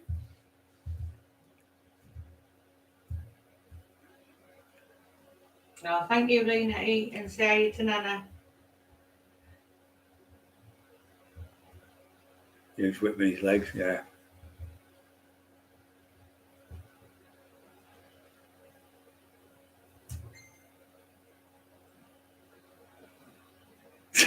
See, Max been telling me he wants the same film for an hour. Somebody's put on. Okay, yeah, I've just mentioned Tenko to me. Yeah. Have you not got even? I tell you what, these are on fucking diazepam, I think. That's what they're on. Have you got your hearing aids? Only fools and horses, you plonker. Fucking class, that, innit? He gets the traffic warden one, remember that? TW went, try to watch. It looks like a traffic warden. He said, no, TW, try to watch. He went, there's loads of it. He said, it's too big. And he said, he grabs the back of his fucking thing, pulled him in, looks lovely. Fucking hilarious, that. This time next year, we could be millionaires. That was the funniest series ever. Porridge was class as well. Gobbler and Going Straight, that was great as well. Columbo, I like watching that I watched that on a Saturday or Sunday that it's on. You never get bored with Columbo. He's fucking class anyway. Just one more thing, sir. You think he's thick as shit. You think he's thick as pig shit, and he fucking catches the balls. I'm glad the Middlesbrough place aren't as fucking clever as him. I'm glad they're all thick as fucking shit, all of them. Not one of them fucking clever. Full Metal Jacket. Columbo. Just one more thing. Fucking class he was. Seen that right? Oh, your eyes bad. Got a sty again. You always get styes when you get stressed. A real curd sty, don't yeah, fucking terrible. It's all red, your eye. Absolutely. You can feel the pressure building up in it. So we cut it off the thing then, because it's 2.5 hours we've done. Yeah, and then tomorrow night, I reckon we should talk about pop music. Pop music. And we'll talk about music and what was our old favourites and all more old time stuff. What nightclubs you like the best in Teesside? Yeah, all different adverts. Brian's favourite thing. Yeah, because from now on, positive in here, innit? Positivity, all positive. I'll do it. No, you just have to click it. Click. Right. No, you have not. I think it's running out. Yeah, it could be. Not yet. It says not yet now. Fucking killing me, man. 2.5 hours we've been on, you know. I'm joking. Flew. That was brilliant. 108. Don't forget to push the like buttons, guys, if you're on before.